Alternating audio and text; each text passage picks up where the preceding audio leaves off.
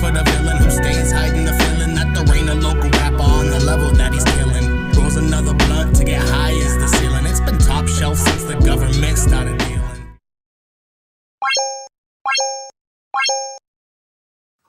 What the fuck is up, you beautiful fucks? It is the Whooshie Gang podcast here for another beautiful week, even though it's snowing like a bitch outside, so it looks like shit. I'm just happy to see y'all this week, and I have a really dope guest on tonight. They have a whole bunch of comic shit going on. They're an artist. They have pretty great fucking music albums out. Fucking music albums. What? No shit. What kind of albums? But yeah, other than me just kind of stoned chit-chatting, let me bring on my guest. Slow Chemical. How the fuck you doing tonight, bruh? I'm fantastic. Thank you for the intro. Of course. So, without me stumbling over my words and, sounding somewhat like an idiot, why don't you tell everybody who you are, where you're from, how long you've been doing music for? Oh, man. I'm Slow Chemical. I've been doing music for at least 15 years, 16 years, maybe. I'm sure longer. I do comic books as well. I used to be a artist, like drawing artist, and I realized I couldn't draw what I was imagining in my head, but I could write it. So I became a writing and just creating those comic books, and we've been going strong since 2016 for that, and I'm really happy with that. Originally from Louisiana, New Orleans, Louisiana, Kenner. Been all over though. Currently in Colorado, moving in a few months to places unknown. So I'm fantastic, man. Life is going to get better and better every day. Word. That's what I like to hear. So before we get into any actual questions and whatnot, I sent you the link to the stream so that way you can go and share it around to some people and whatnot. I'm going to play our song together, actually. I'm going to play Barbarian real quick. Get the people, get people acquainted with you real quick. Okay. And let me, bada bing, bada boom. Bang. All right. So it was Serving All Masters 3. Yeah. All right. So y'all in for a treat. Barbarian, Slow Chemical featuring myself. Let's go. Me? Nope. Fuck you and your advertisement. You ain't catching me today, bitch. Oh, fuck. All right. Oh, there we go. All right. Stop unpausing. There we go. All right. All right. We're good. All right. I'm about to light one of these up and start sharing this around. Y'all sit tight. We got Barbarian featuring myself by Slow Chemical. Let's go.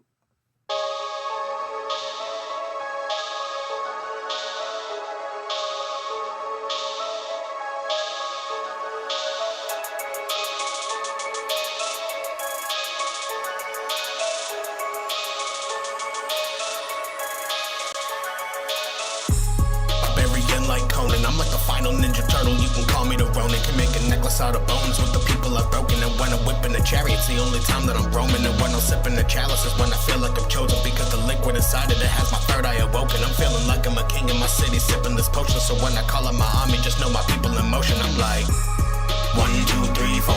Feeling like I'm Biggie when I kick in your door.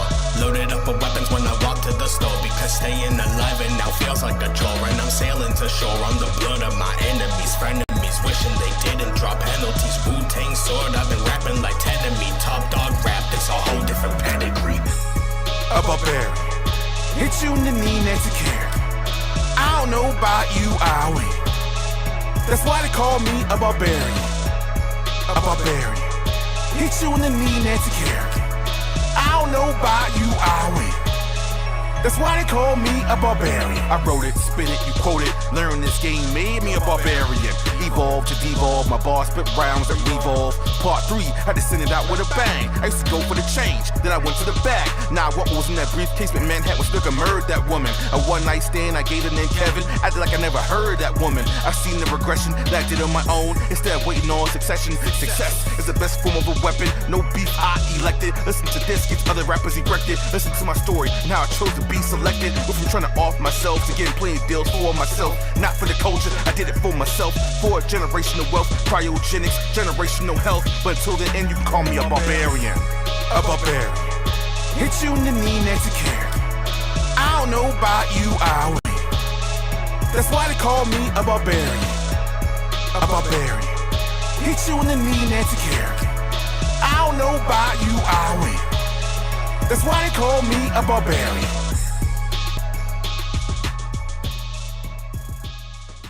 So, the first question I have is, who's Nancy Kerrigan? Do you know who Nancy Kerrigan is? No, honestly, I don't.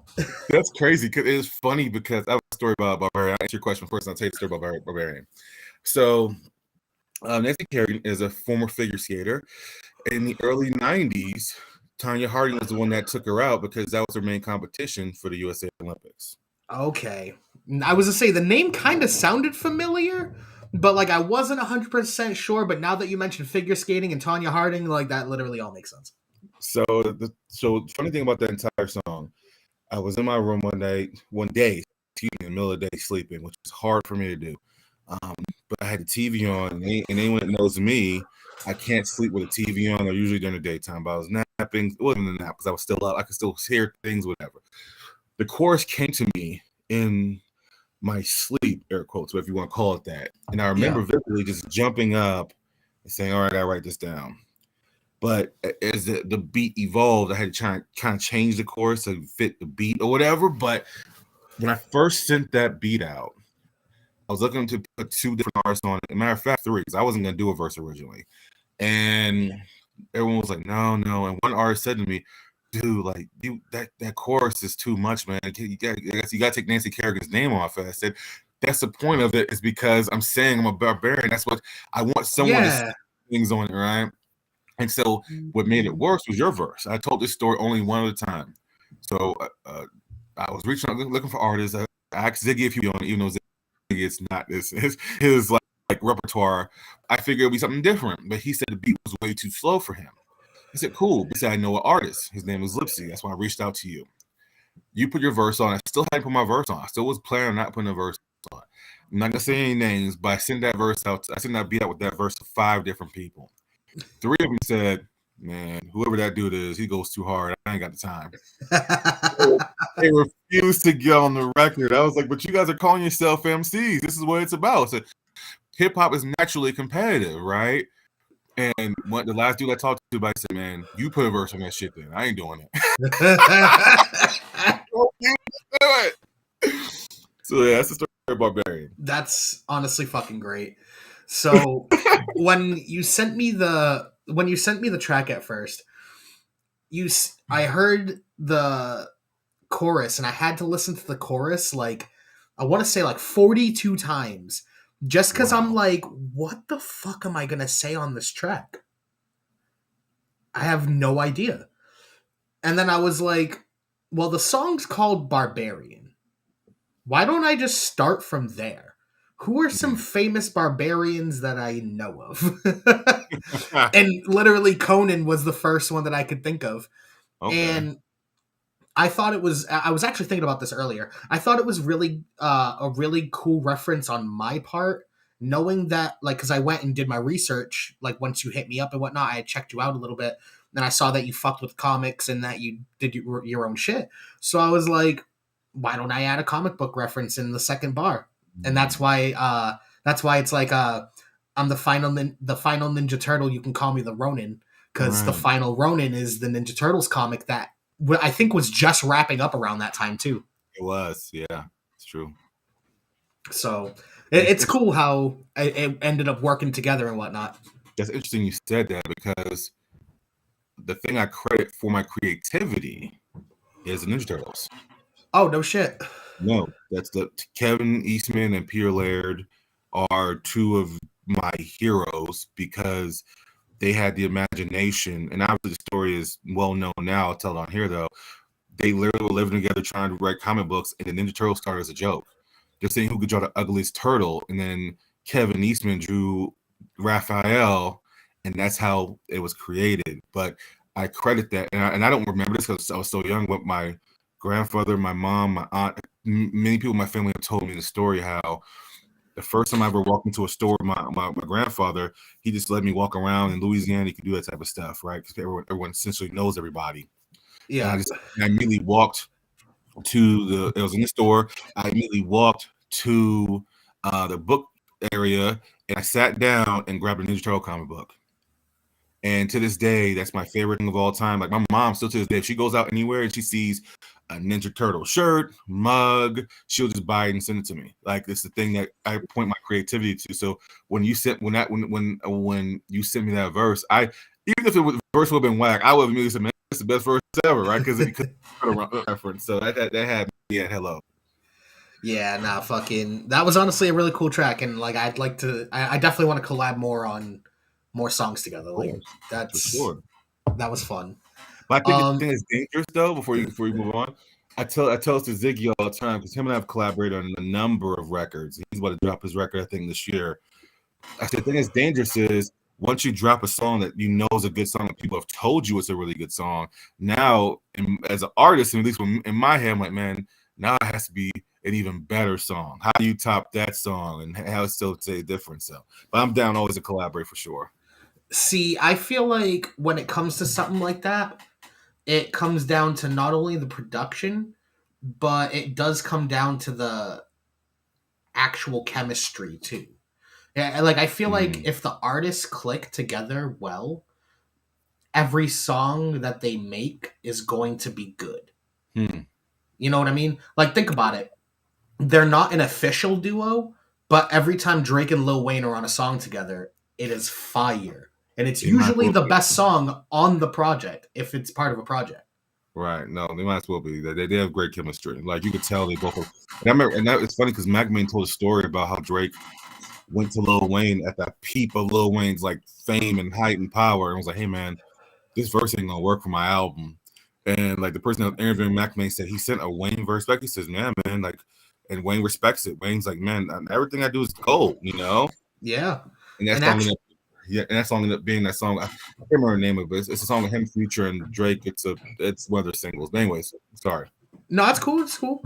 I was actually going to mention I came across Lil Wayne talking about Eminem earlier, and it was the song "Forever." No, not the song "Forever." It was that's a different thing. But Wayne. Is it from his album? What? Is it a song from Lil Wayne's rock album? It might have either been that or it might have been a different collab. I think that might be the only collab they've done now that I think of it. Yeah, I think so. I can't remember the name of it, but I remember it's on. I think it was on the rock album that I guess no one liked. I never heard the rock album, but I know no one liked that from what everyone told me. The rock album wasn't bad. Okay. Now I come from a rock background personally. Like my uncle's been part of metal bands for like 40 years plus. So like I've been around rock music, you know what I mean? It's not like I came straight into rap. And Mike Ferreira, yep, I was just about to say. The name of the song was "Drop the World." The album was actually really good. There was quite a few songs on there I actually really liked. That's, you know what? After this interview, I'm gonna go grab it on Spotify because like I forgot how good that album was. Now that I'm actually thinking about it, there was a couple of bangers on it, but I prefer rap Wheezy.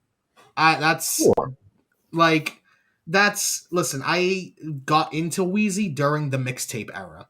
So I became a fan of him during the Drought series, fucking the No Ceilings and all that. So like I prefer punchline Wheezy over the rock Wheezy. Okay. That's just me. And there's nothing wrong with that, you know. I mean, growing up in Louisiana, I've heard Lil Wayne since he was 12 years old. So true. I've heard every iteration of Wayne there is. I don't particularly have a favorite version. I just if he drops something, I won't run to listen to it because he was never my favorite of the Hot Boys. Juvie was, but I can definitely say Lil Wayne was the one that was able to. I see Lil Wayne as the one able to advance most as far as like evolving most. Excuse me. Was always looking for that hit, right? He was always the hit maker. Yeah. But Lil Wayne to me, I feel like was always right behind. But I tend to listen to rappers for different things. And to me, Lil Wayne, I feel like he just was able to evolve. So I could appreciate every iteration of Wayne for sure. No doubt. What up, Matt Ricci? Appreciate you tuning in. So oh yeah, that's what I was gonna say. So that video from Wayne, he I guess got M's verse back and was like, "Oh no, I gotta rewrite this." And he was like, you're not gonna wash me on my own song." Like, you know what I mean?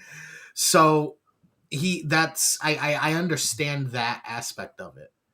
You know what I mean? Like artists need to be on equal footing when it comes to the song. And that's what makes a good song. That's what, like, it really comes down to the chemistry between the two artists to kind of like tie it all back together. It really comes down to the chemistry between the two artists, because you could have, I mean, see, it sucks because like the duos I'm trying to put together in my head, I could see a fire song coming out of. Like, you wouldn't put Gucci Mane and Method Man on the same song. That's hilarious. No, you wouldn't. No, you wouldn't do that. You know what I mean? Like, that just wouldn't ride right. It'd be fucking weird. Like, I'm sure they could be fucking cool buddies and like the chemistry could be there, but it's not for a song. Like, that's weird. No, I agree. And once again, I think, and that's why I kind of pride and that's why and honestly it's funny because I actually had someone in an interview I did a few months ago ask me if I didn't want Barbarian, but because I was afraid I might get washed. I said, no, actually, someone can watch me on the record. You just got me that time. I'll get you next time. However, my plan, as I told you, with Serving All Masters was I didn't want to be on it. I feel like I had been on a series too much, and I was trying to delegate that to other rappers. But it was one of those things. But one of those things where, I don't know. Like I just feel like when you have a rapper that is confident in what they do, and you could be in all day, that's cool. But like when you just come off as confident, I remember our first conversation. It was just, hey man, I got a studio. I can get back to you within a couple of days. You about business, I'm about business. Let's make this happen. It was easy. It was really easy, and I felt like it was like, because usually, let's be honest, I don't care what anyone says. Hip hop features are a pain in the fucking ass, man. Let's be real. They really are. And the people that you might get to collaborate with you on a different level, on a higher level, they're easier to work with than the people on their own level. The people on your own level, like I'm the Red Hot Chili Peppers, and it's like, man, agreed. Get out of here, man.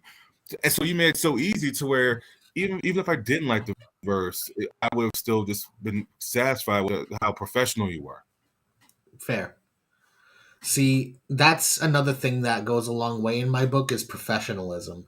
Like, if you want me on your song, I'm gonna try and get that shit back to you within the week.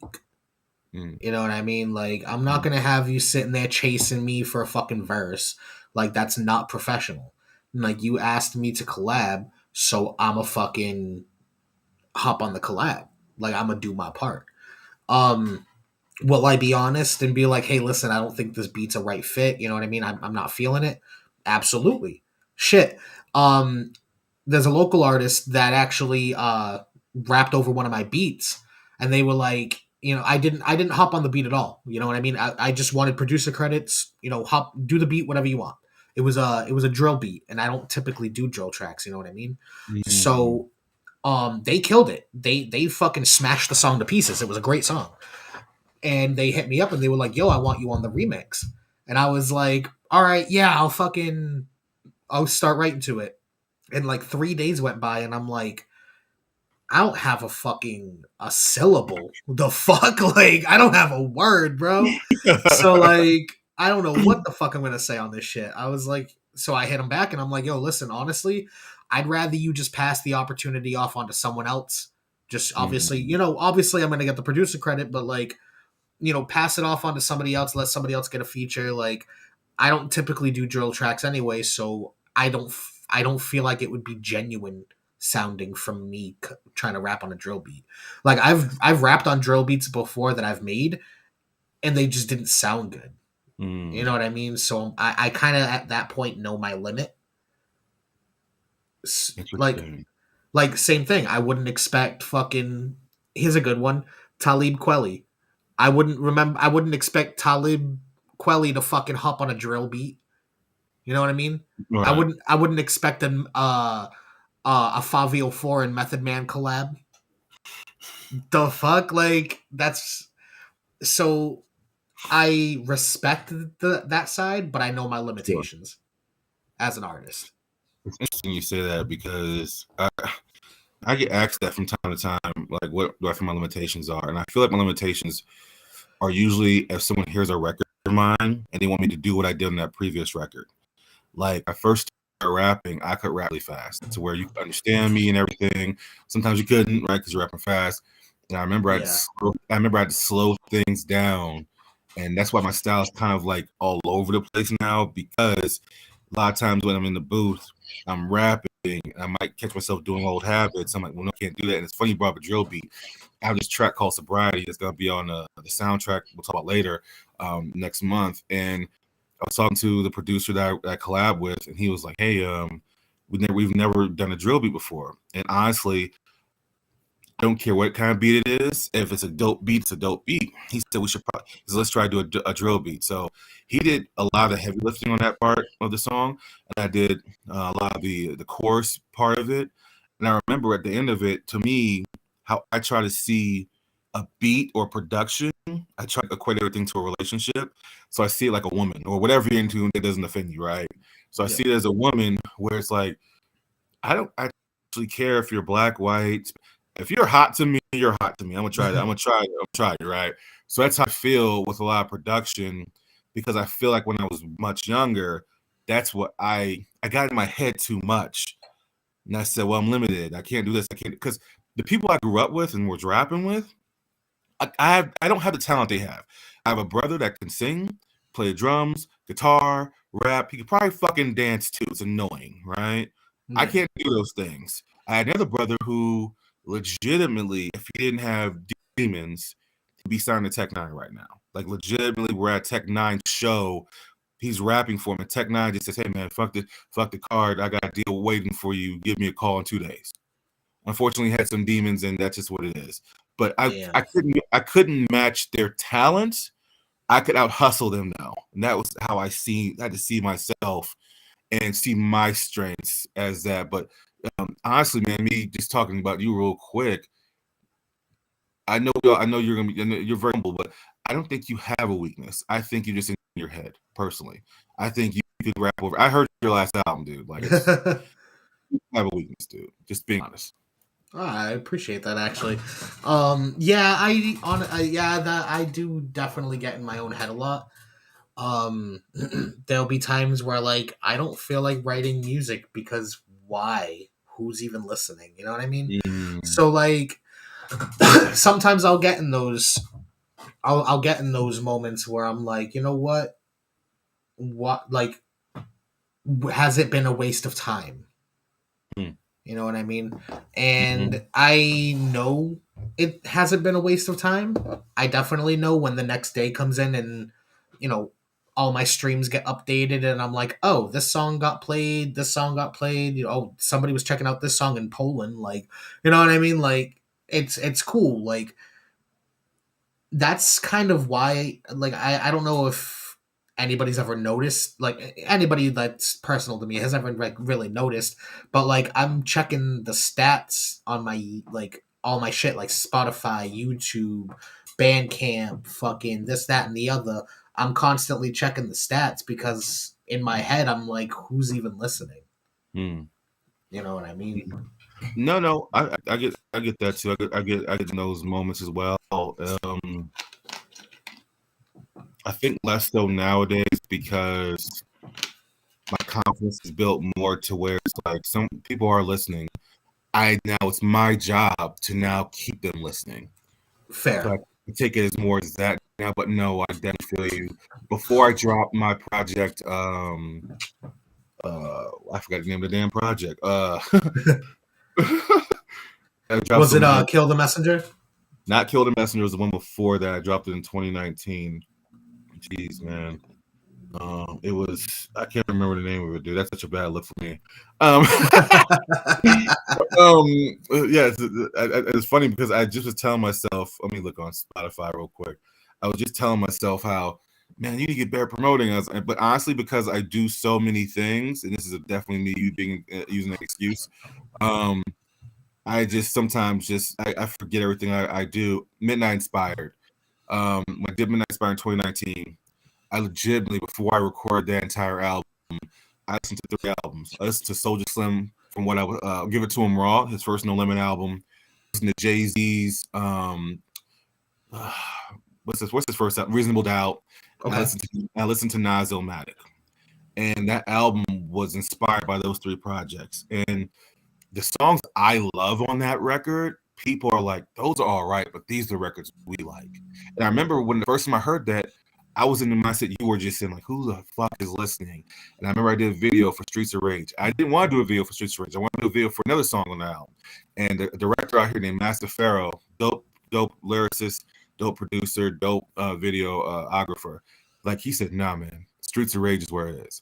Streets of Rage was a complete accident. Legitimately, I'm driving to a show, and we finished it. It was mixing. My man mixed and mastered, sent it to me. The beat wasn't what I sent to him. The way I did, he came back, it was completely different. So I legitimately just went to the studio and did something I hadn't done in 15 years. I freestyled to the whole thing. I didn't like the beat. I hated the beat. Damn. And I just freestyled to it. And that's why a lot of times people ask me, why are you talking on the chorus part? I had nothing. I literally couldn't write to it. I had nothing. I love the beat the way I did the first time. And in fairness to GSP, Jimstar Pro out of Maryland, he said, Chemical, that beat was never going to work. That beat was overly complicated, and it was just too much. Fair enough. And so we did the video. When I dropped the video, like, it doesn't have the views on YouTube that reflects how many people actually became fans of me. They're like, man, this shit's fire. Like, we need more of this from you. And that was just me. I literally was using Sonic the Hedgehog 2 as a metaphor throughout the entire song. And so it's just one of those things where I've had those thoughts that you've had. And honestly, I've had that moment too. And to me personally, I know you were on my show a few months ago. You were saying, I don't remember the name of the song, but you were saying how sometimes you perform the song that people want you to perform. And when you do perform it, people feel like it's more special.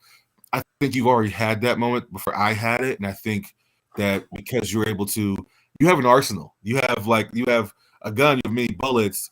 And I feel like I'm just starting to get those bullets. But I think that's what you're feeling now, just in reverse. I think I felt it before because I didn't have the confidence to even think people, because my style is so different and I never know how to describe it. And on top of that, people don't understand. The only reason I started rapping is because of LL Cool J. Ooh. So okay. So let's. I'll say I'll let you finish that, but we're going to talk about that in a second. Okay. So when people hear my music, it's not really reflective of LL Cool J. It's not a bunch of stuff, but like that's, and it's crazy because my favorite song from LL Cool J is the one with Boyz II Men, Hey Lover. But like, and the song I hate the most is I Need Love. But it's really weird. But like, when you hear my style, you would never imagine that LL Cool J is my biggest influence. Yeah, no, not at all.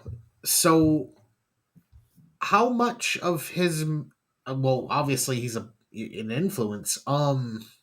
So when was the first time you heard LL, and what was that? And how did you feel? Like like hearing him, was that your I'm gonna rap moment? Yes, the first time I heard Hey Love, it was a love song, but I see this guy, and I don't care what no one thinks of me. LL Cool J is a handsome guy.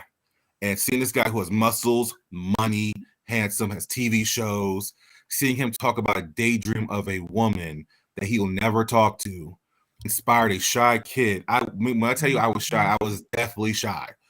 And I couldn't approach a woman on it. But hearing this guy talk and like say instead of lyrics that he was saying about I know it's a fantasy, these dreams will never come true. It's how I felt. And what I started doing was, it's weird because I listened to that song.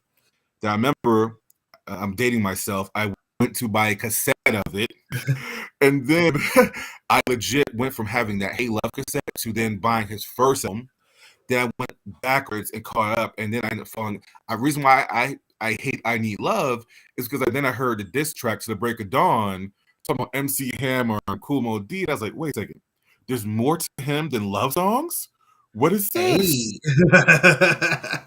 And then maybe a year later, he drops the I Shot You remix with Keith Murray, Prodigy, Fat Joe, Foxy Brown.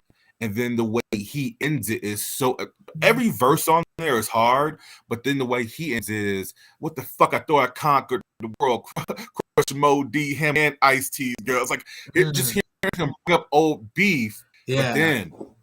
But then when I really fell in love with hip hop, and I'm the only LL Cool J fan that will ever say this on air, he lost that battle to Cannabis. Cannabis killed him on second round KO.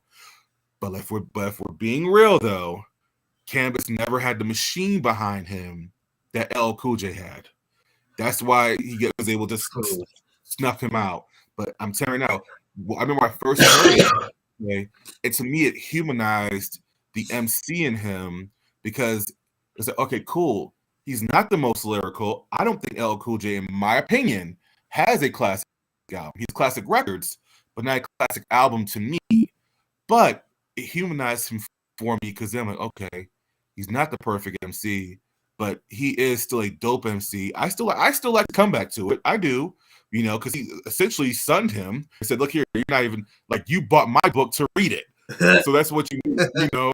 So he essentially sunned him, right? But at the end of the day, of lyrical content alone, Canvas did it. But LL Cool J to me is just the ultimate MC of humbleness, braggadocious, but at the same time, he can chew if he needs to dish you. And he just found a formula that works for him. And so, but it also helped me as I grew as an artist to be able to tell songs, talk about women on records, and say things like on Midnight Inspired, we have a record called Maybe Guy. That came from a conversation with a woman where, like, legitimately we were hooking up, and like I was like, let's make this official, and she said, well, you're the maybe guy. I said, what the fuck does that mean? And it was completely disrespectful. Yeah. but I took that and I used it as fuel, because it was funny. She saw me that way. However, the next guy she ended up dating got her pregnant and dumped her. So it was like, maybe you were the maybe girl. So it helped me tell those type of stories. And yeah, but LL Cool J is my ultimate influence. I have three others too, but LL Cool J was the one that inspired me to write. So, with that being said, how do you feel about Drake? Since he's essentially this generation's LL Cool J. He 100% is. I know people don't like hearing it. As a matter of fact, there's a YouTube channel called Hip Hop Madness who just did a video. Watched them. Right, who just did a video about this. I'm not a fan of Drake only because let me take that back. I don't have any thoughts on Drake, because the first time I ever listened to a full album of his was last year. It was the Certified Lover Boy one. Oh, that's such a bad introduction. Right. But the reason why I listened to it is because I thought, I said, if he's gonna do anything different, this might be the album to do it. So I want to listen to it, right? And I heard it. That's okay. He stuck with his formula. I wasn't mad at it, but I'm also not a Drake fan. But I'm not a Drake hater either.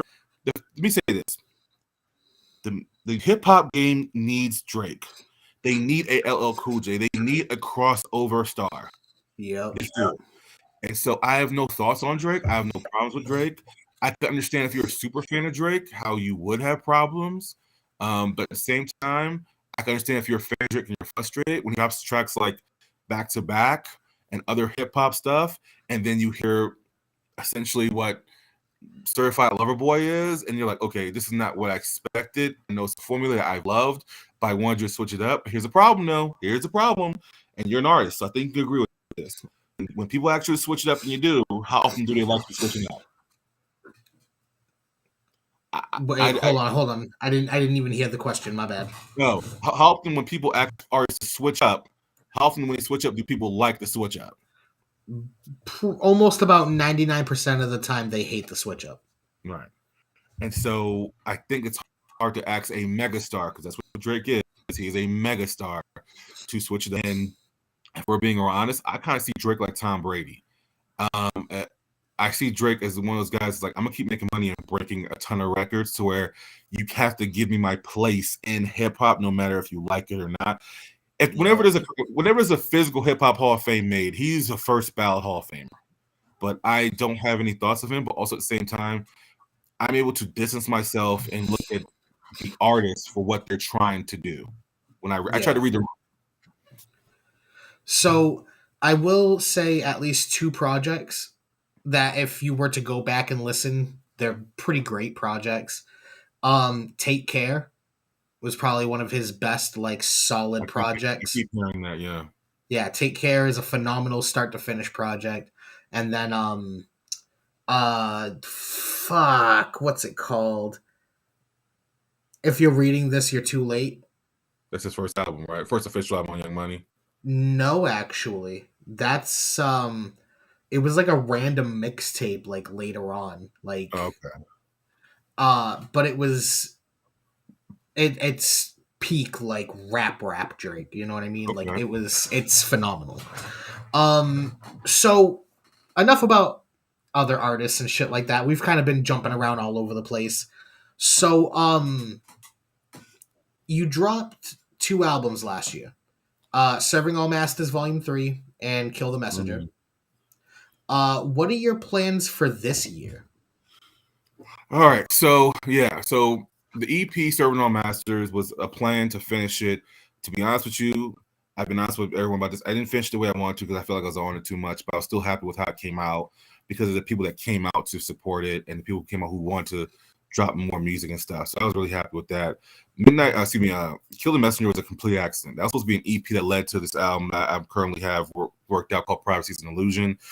Okay. I ended up doing seven records on it that I was really liked. And then the first single, Think About It, like when I told you this off the air, when my engineer heard Think About It, even before it's done, he said that needs to be the single. That needs to be the single. So that became an album. So I was really happy with how that came out. So this year we're going to top ourselves. I have a comic book coming out next month called Civilized Savage. It's a one-shot. It's a mystery comic. It's the first mystery I've ever written. I'm really excited about it. I've got some good feedback from the early people who've seen it and read it. But I decided, because I didn't know how to promote it. This is my first mystery. So I said, you know what? Let me promote the way I know to. So we've been putting together a soundtrack. And that soundtrack will be finalized this week. It'll be either 9 or 10 tracks on there. We're still listening to 1 or 2 songs. So that will be out first. That's going to be out. I'm thinking about dropping the soundtrack the week of Valentine's, the week of Valentine's. And I'm on 4 songs on there. And my goal of being on there for 4 songs was to, as you said, you watched the Hip Hop Madness YouTube, it reminded me of how strong 50 Cent was when he did his mixtapes. And at first I was going to put a bunch of different people on there, but then I told my manager, I was like, man, forget that, dude. I'm gonna go on these and I'm gonna kill it, you know.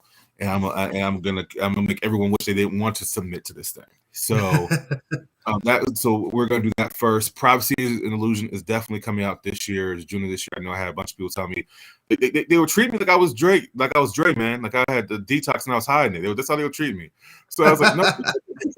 It was just like once Think About It hit, I was going like to different places in the country performing Think About It, which was never the plan. Think About It was an accidental record. I did the beat because I was bored. so and then that's usually how it works. Right. You know, after I did the beat, legitimately, GSP was like, "Hey man, I have a sample, a royalty-free sample I can throw on there." I was like, "Cool." He threw a Think About It on there, and it just was there. But we have Privacy and Illusion on there. And the only coming out this year, the only struggle I'm having right now is Privacy and Illusion is so much different than anything I've ever written before because this project started in 2020 at the beginning of COVID. March 14th, I'll never forget it. We got shut down.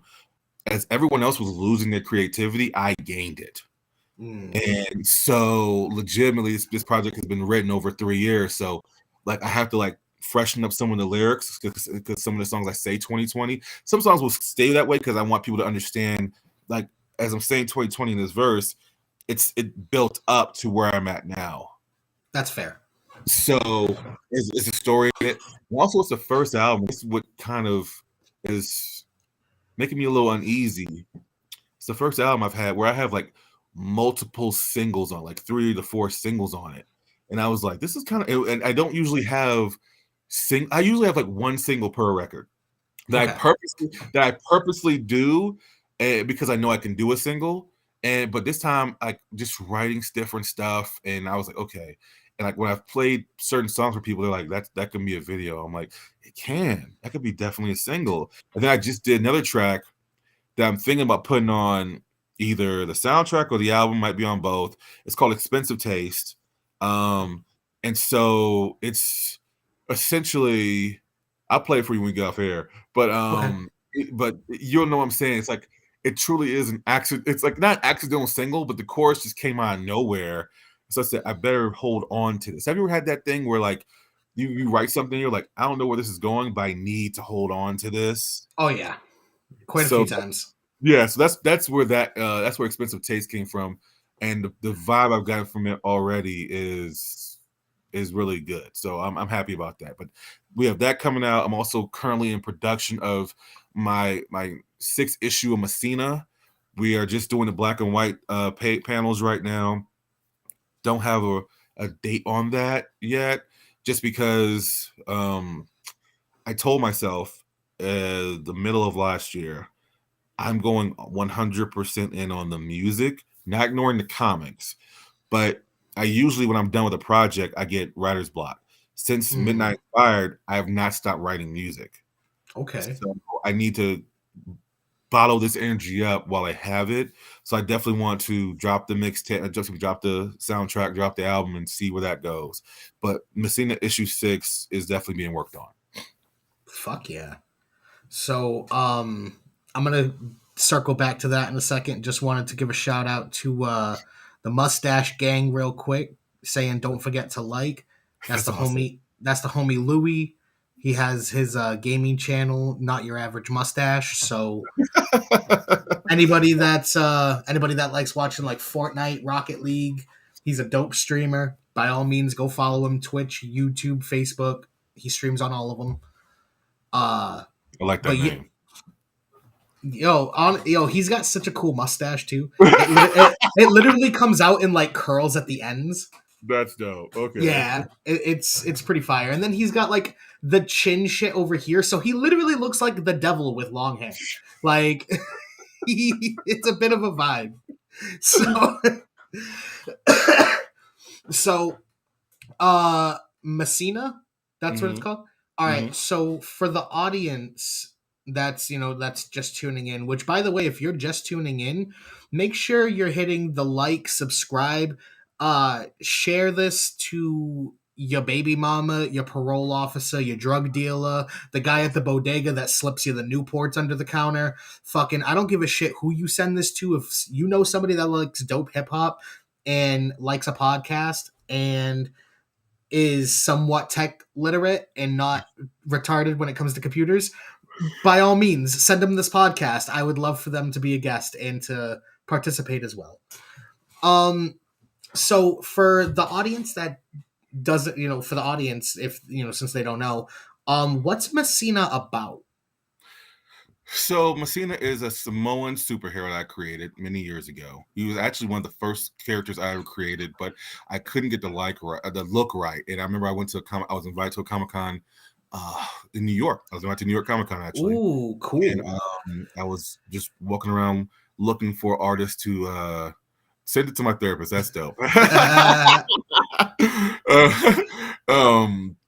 I remember I went to this artist and I said, hey, I have this character. He's Samoan. I need a look for him. I already knew how his human look was going to go, but I needed his outfit. And the first look we had was like too hard to transfer from panel to panel each time, but it was a start. And so for some reason, I felt like I just don't know if there's ever been a Samoan superhero. So I said, let me just try something. And honestly, I debuted him in the Geneva Convention issue 1. No, excuse me, he's actually a cameo in issue 1, but issue 2 is where people got to know the character, or at least see him for the first time in action. And I remember from the minute people saw him, they liked the green and black suit, they liked the ponytail, they liked everything. And what was really dope about the Geneva Convention actually, Rakeshi was a superhero. You're not wrong. Dude was jumping outside of fucking cages. So yes, Mans was just super thick. That's what Rikishi was. He was just super thick. That man had 4 C's attached to that thick. 4 C's. Oh he my was goodness.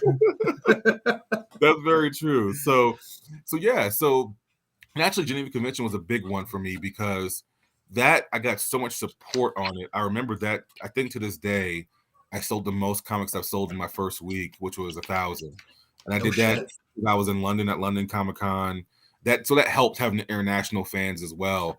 But I remember so much. I was able to put so much behind that because for the rest, since the mustache must be a wrestling fan. I had Bruce Pritchard and Conrad Thompson, who I had spoken to. They agreed to be in the comic book, and so that's cool. So I put them in the comic book as a cameo, and I had to lower the pages because of budgetary reasons. Like in the middle of creating the first issue, the fucking artist was such a douchebag, and he literally changed prices on me as we're like getting there. And I was like, yo, like I no, that's not how this works. But I said, you know what, cool. I just can't work with you anymore, but I'll finish this book off. And so then issue 2 was the introduction of him. And since then it's been dope. But I wanted to give him his own series because that was not his series. And what I did the last 2 years was drop the first part of a 3-part story. The first part of the story is called When Are You the Terrorist, which is wrapped up. It's issues 1 through 5. That's actually on Comixology. That's on Google. That's on Amazon. That's all over the place. And that came with really good reviews. I got really good sales off it and still building off of it.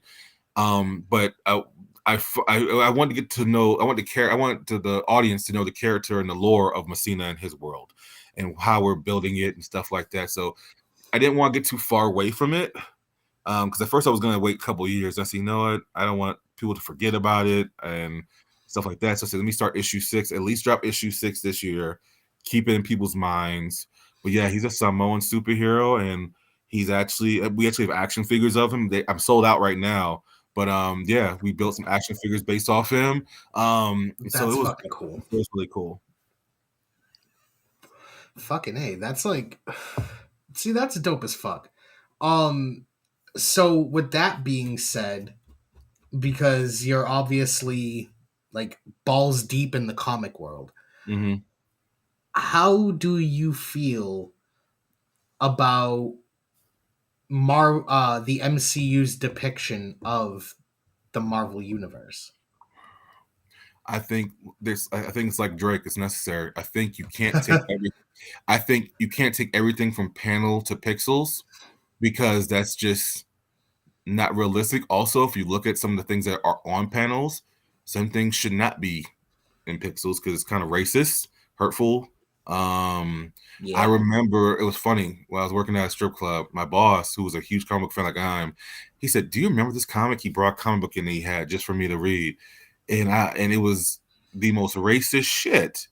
It was issue. I don't remember the issue name, but it was Falcon, and he's flying in, and the panel shows him flying in, and then someone says, "What black guy is that?"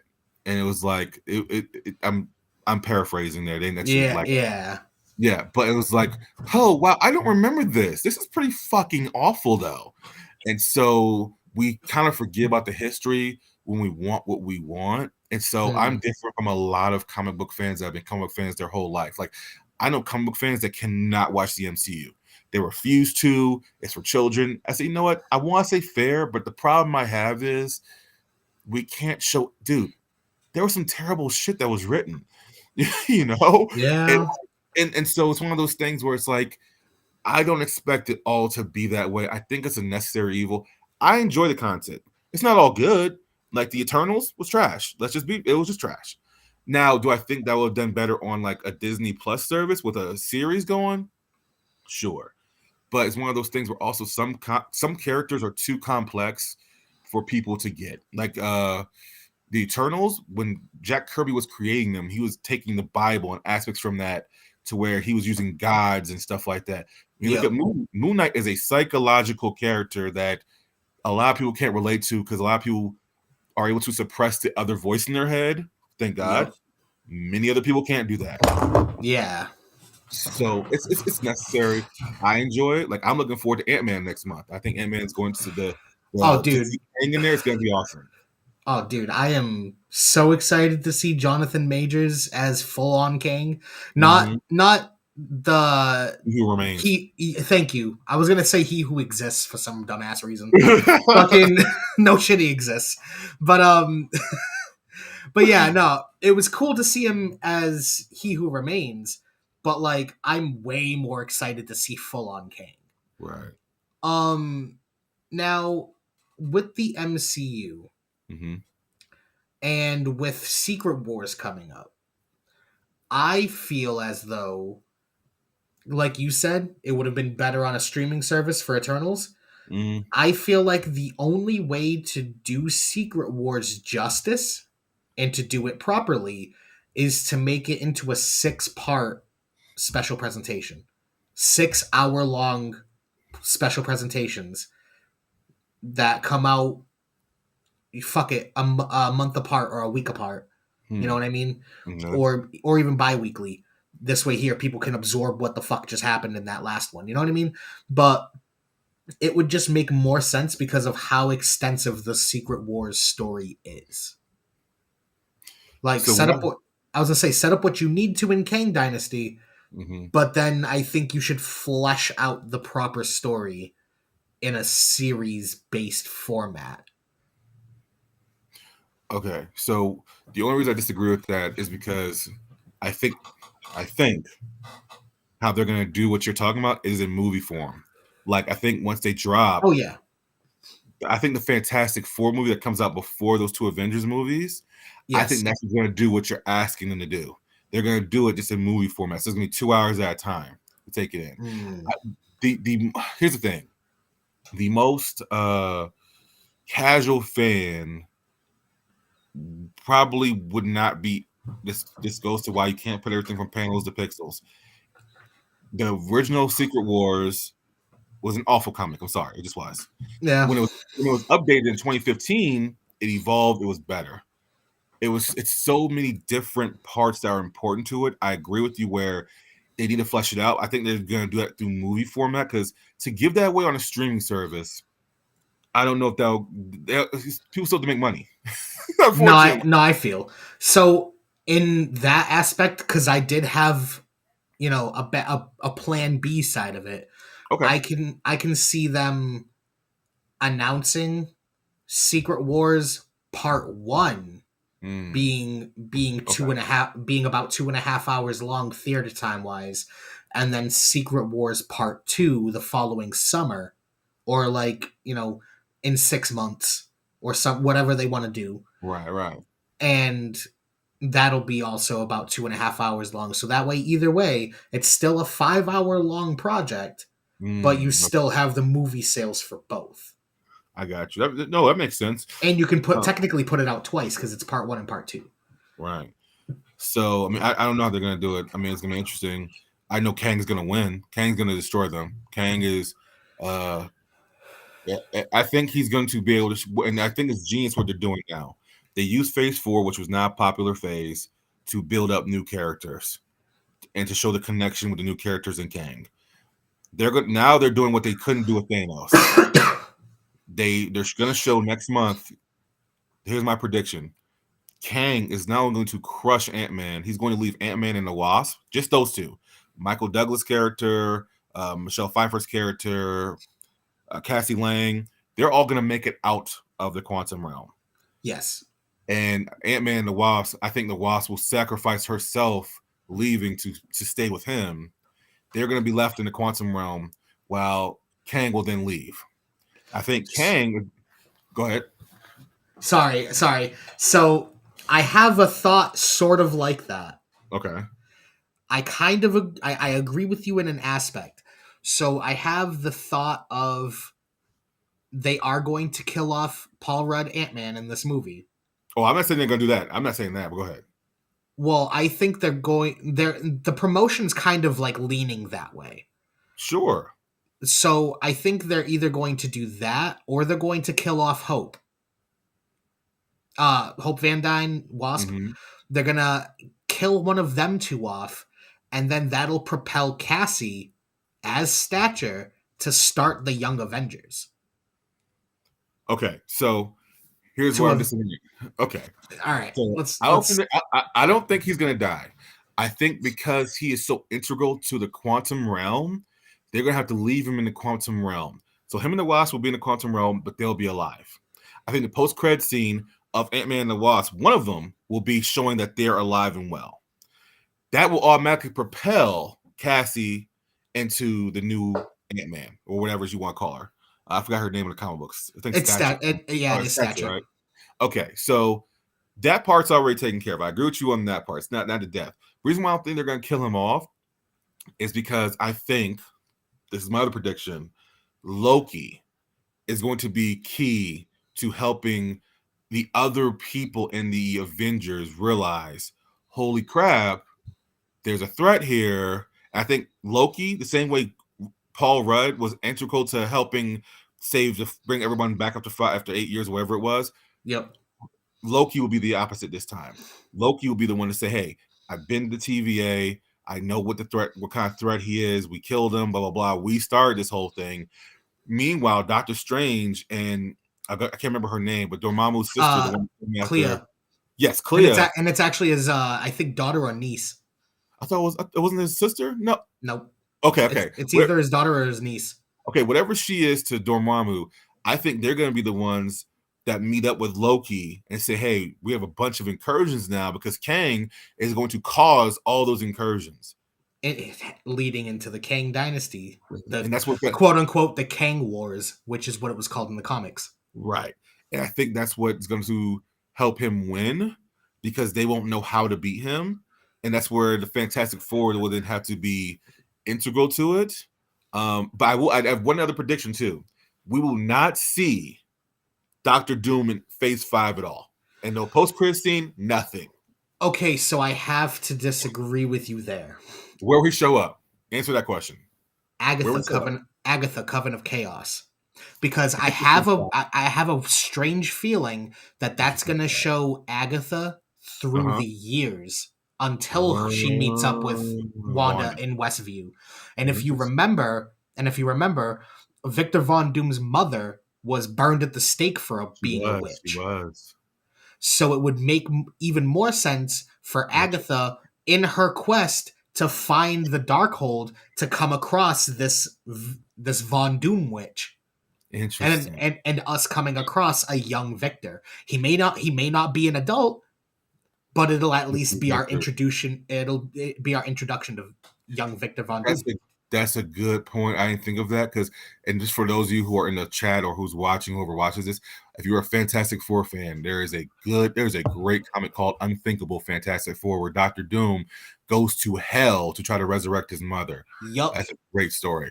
Every year on the anniversary of her death, I think it is, Dr. Doom goes to hell to fist fight the devil for her soul. It's fucking wild. Dr. Doom is like one of the craziest characters. Also, another reason why I think we're gonna see Dr. Doom in the MCU is because Sacha Baron Cohen is confirmed to be playing Mephisto in the Ironheart series. I know that. That's interesting. That's an interesting choice too.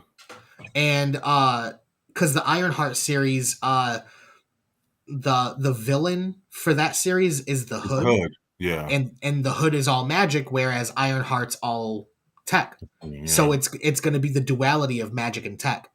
And it's been confirmed that Sacha Baron Cohen's going to be Mephisto in that series. That's interesting. Huh. Yep. So I'm gonna be stubborn and just disagree. Disagree because it's always fun to have these conversations later on. But you made a good freaking point there, dude. You made a good point. I can't really argue with that. Dude, I'm a fucking nerd. When it comes to the MCU, dude, I'm constantly watching like rumor videos or casting reveal videos or interesting. Like people breaking down. Like for instance, you ever watch the channel New Rockstars? Yeah. Yeah, dude. For instance, they'll take the Marvel slate when they release it, and they're like, "Oh, these are the next properties coming out." They're like, "All right, this will probably happen in this show. That'll lead into this show, and this will probably lead into this movie.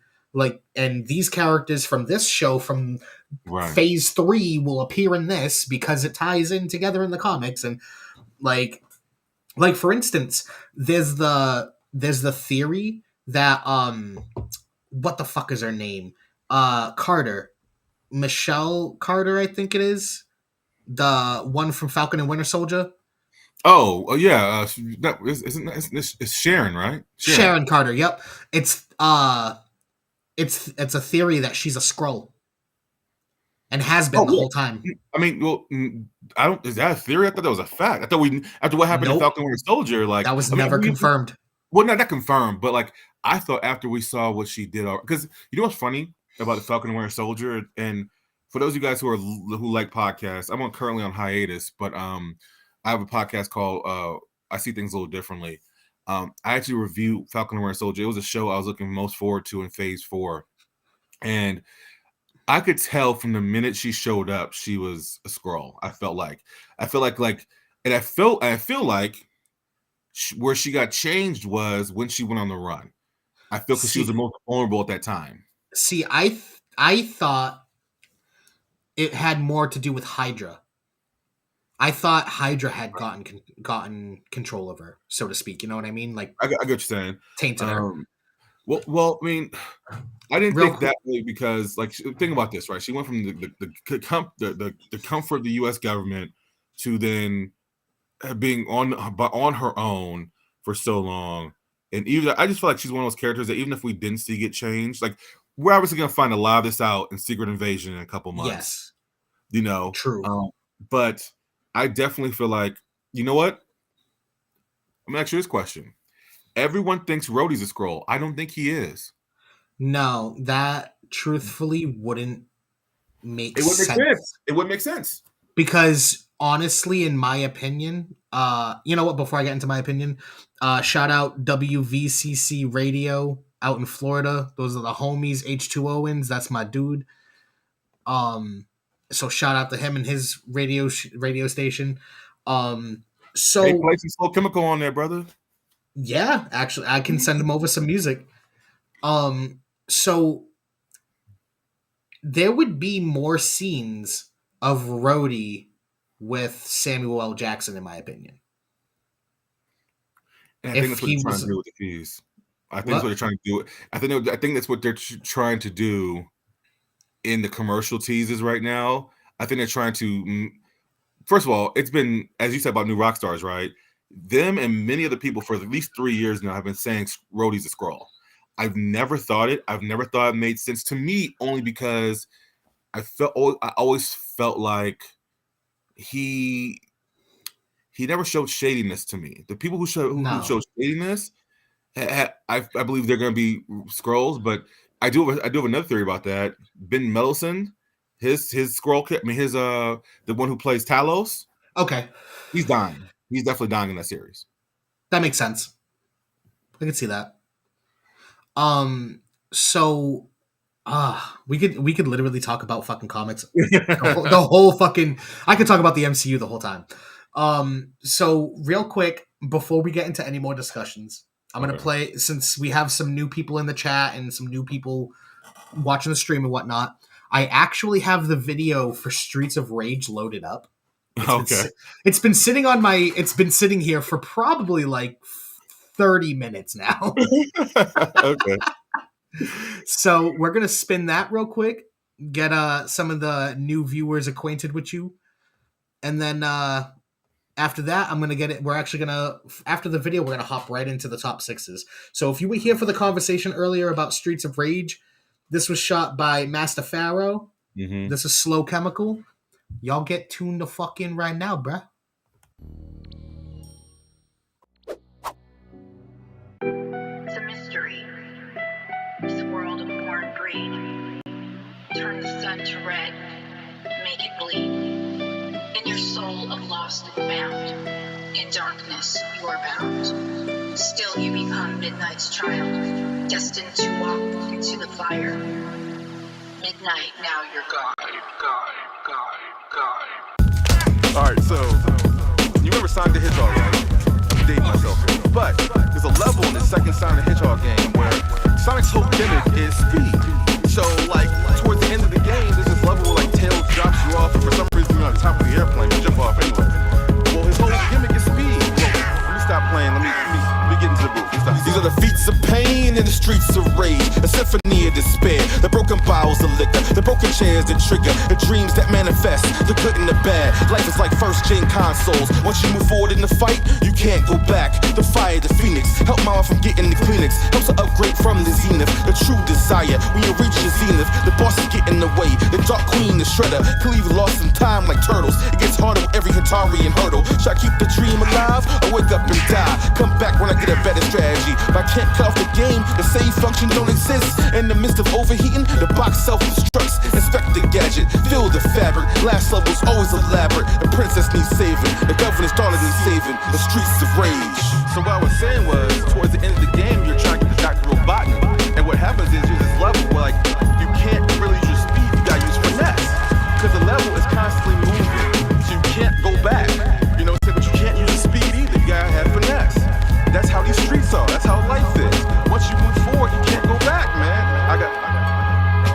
In the middle of the fight, people tell me it's false, but if it's real to me, isn't that all that matters? If I curse with my boss at my 9 to 5, is that me going out with a bang? Was that the same mentality as them? The ones that see themselves as peasants. That's why they stay right where they are. I guess it's all survival tactics, poor tactics, attempt to make us vanquish tactics. But should I eat less than the rest to prove I'm better than the rest? I'm not afraid to engage. The streets of fire, the streets of rage, the blood in the streets, and taste defeat. It's hard to be you when you stuck serving all masses. Do you want to get away? Do you want to break free? Yes, I see it. More important, I believe it. The stress to death, the time spent in the waiting line. Are you brave enough to own your own life? Are you brave enough to save your life? What if the life was yours? Streets of rage. So the whole point of it is just that level is just how I see life.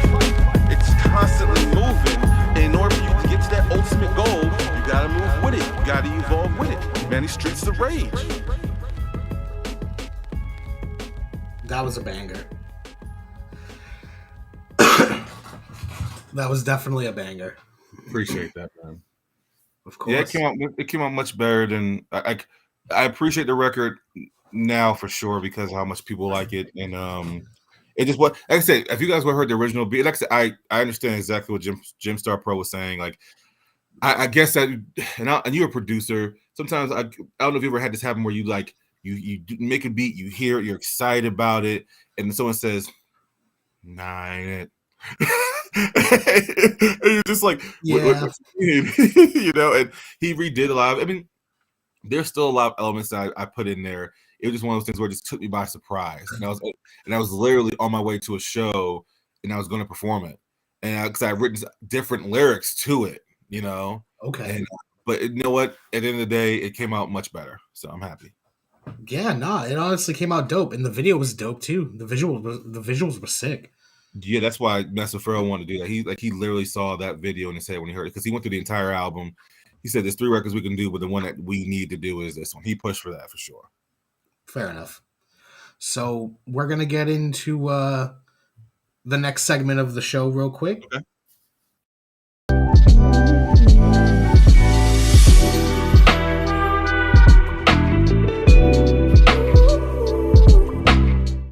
So this is Check Your Six. And basically what I'm going to do is I'm going to ask your top 6s on different things. Okay. So typically I would have a more hip-hop focused one.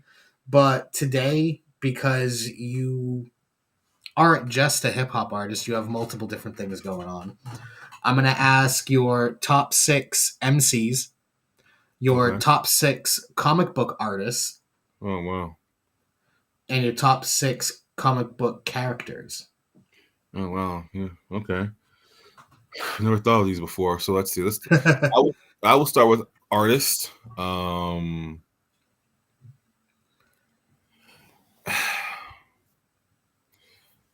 Moore. For those guys who know Alan Moore is, he created Watchmen. Partly created Watchmen. Yep.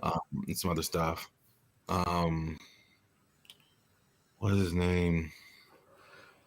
I'm sorry. I'm gonna Google his name though. Give me 1 second, because I know I can see his face, but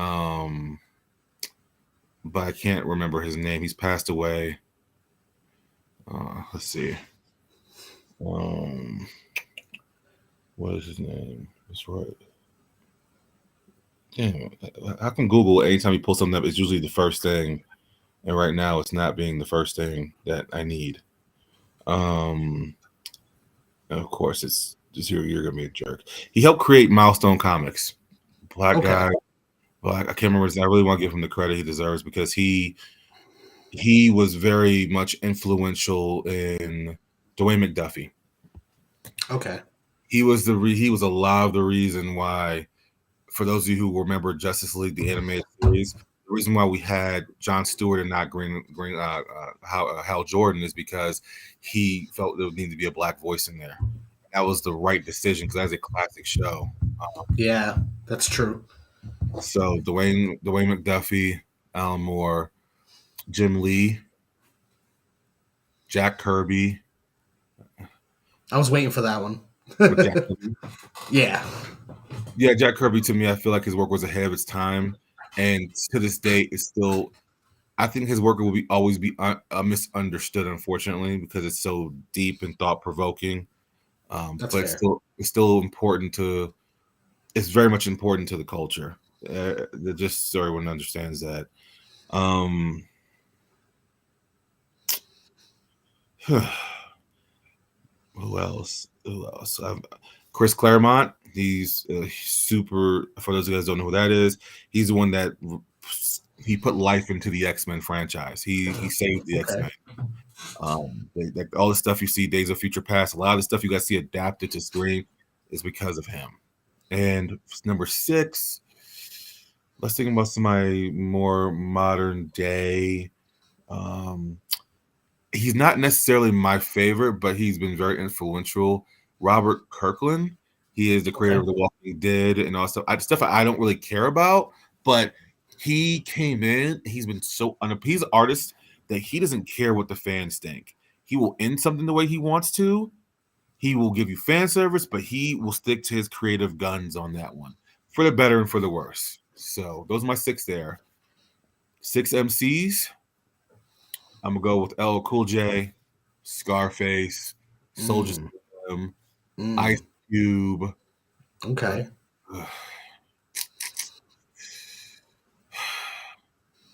Big Boy from Outkast. Hey, okay. And that's crazy because you typically hear Andre, so it's weird to hear Big Boy. Right. But Big Boy was always because you know why? Because Big Boy, I always felt like Big Boy made me feel comfortable as an MC because you could tell Big Boy's a freestyler at heart, and he really just loves music. But you could tell his style it's just all over, which is great for me. You know, it gives me confidence. And number 6 is Redman. Yay! There we go. What's the last 6 you asked about? Top 6 favorite comic book characters. All right. So, this one's tough. Villains and heroes. Okay.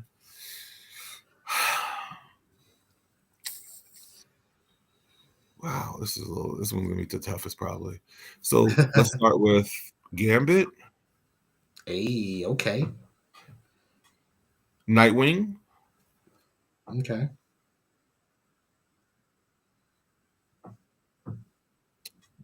I have to throw Dr. Doom in there.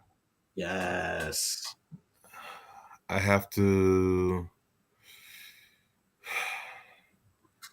because I feel like his stories are dark and they're part of my influence, like by accident, because I feel like I like the darkness stuff better because of the writing for this character.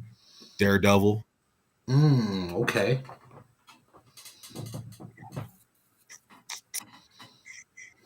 Kingpin. Okay. And the last character, I would have to say, because I feel like her story is really tragic, but in the end, she makes ultimately the right decision for her and in the stories that have been written for her, and I tend to like that better, is Poison Ivy. Okay. That's actually a really good pick. So yeah, that was tough. I never thought about that before. Yeah, no, excuse me. See, I used to sit down and read comic books. I had no issue sitting down reading comic books. But as I got older, my attention span fucking as soon as I found marijuana, I was reading was fucked.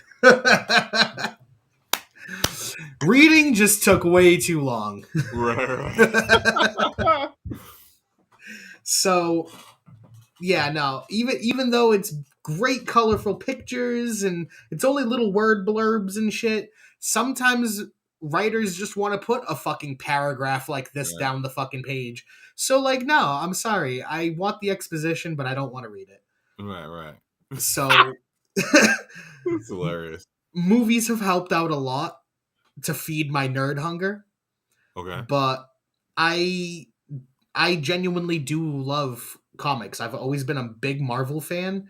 I do like DC, but I don't call them detective comics. I call them depressing comics because it seems like everybody's backstory, their parents are dead. Right. So, like, that's hilarious. I mean, at least fucking Thor can go see his dad. You know what I mean? Like, right. Batman can't. The fuck?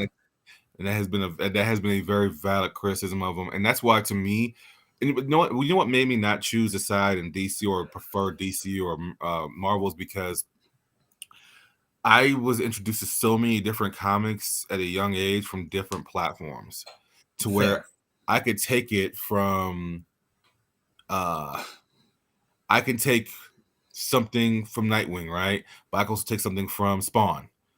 Speaking of dark. Yeah, no shit. And someone can then hand me something from Milestone Comics or something from, and the thing about each thing was it always felt like I was getting a different piece of the puzzle. Like example, Icon from Milestone. If you look at his history, they literally used him as he is the Superman I get of Milestone, but his origin story is he started off as a slave and he evolved because he couldn't die, and you're using real world history to then build him up to this superhero who now needs this modern day young lady to say, hey man, you need to be using your powers for more than this. So I think that's what helped me be able to take all the depressing things from here and move forward, because DC is probably the most depressing comic platform, whether you have Nightwing's parents dying in front of his face, Batman's parents dying in front of his face, Jason Todd dying and being resurrected to a madman. Like you legitimately have daddy issue central. I mean, shit. Look at Damian Wayne. Like, if you look at that history, Batman was technically drugged when he had sex with Talia, so he had a kid while he was drugged. So yes, it's very depressing. You know what? I'd rather just deal with Ant-Man getting big than kicking people. Like, that's just way more fun. Like for instance, like let's just throw a good example for anybody that's like watching this or will watch this. That's like, hey, listen, the DC comics aren't that depressing. Injustice. Oh God. That's all I have to say. Injustice 1 and 2. Yeah. Even though I think it was a great story, the first one, Injustice. Yeah, man. Like that's he literally kills his woman, man, and his kid. Yeah. Superman. Yeah, for anybody tough. For anybody that isn't familiar with the Injustice story, which I don't know how, but hey, the Joker basically tricks Superman into killing a pregnant Lois Lane and Metropolis at the same time. Yeah. And then Superman rips out the Joker's heart and then becomes evil and a dictator of the planet. So, like, yeah, it's pretty fucking wild. You know what's funny? Actually, when I was in college, I actually just graduated college last year. Oh, And I wrote, congratulations. thank you. And I wrote a paper about Batman, and I called it the Batman Conundrum. And my whole paper is laying out why the entire DC universe, the Rogues Gallery, is Batman's fault. And I had so many people disagree with me. They were, well, I mean, because I had to read this paper out loud in class. We had to read these files out loud in class. Yep. And what I mean, I had people who I didn't even know were comic book fans. They were coming from my fucking head. I was like, geez, I was writing about comic books. I thought this was going to be easy. But my theory is something Vision said in the MCU in Civil War. He said, our strength begets strength, right? And Batman knows the obsession that Joker has with him. He knows this. I understand his mentality of if I kill one, I will kill others. Some people need to die. Period. Yeah. Bottom line.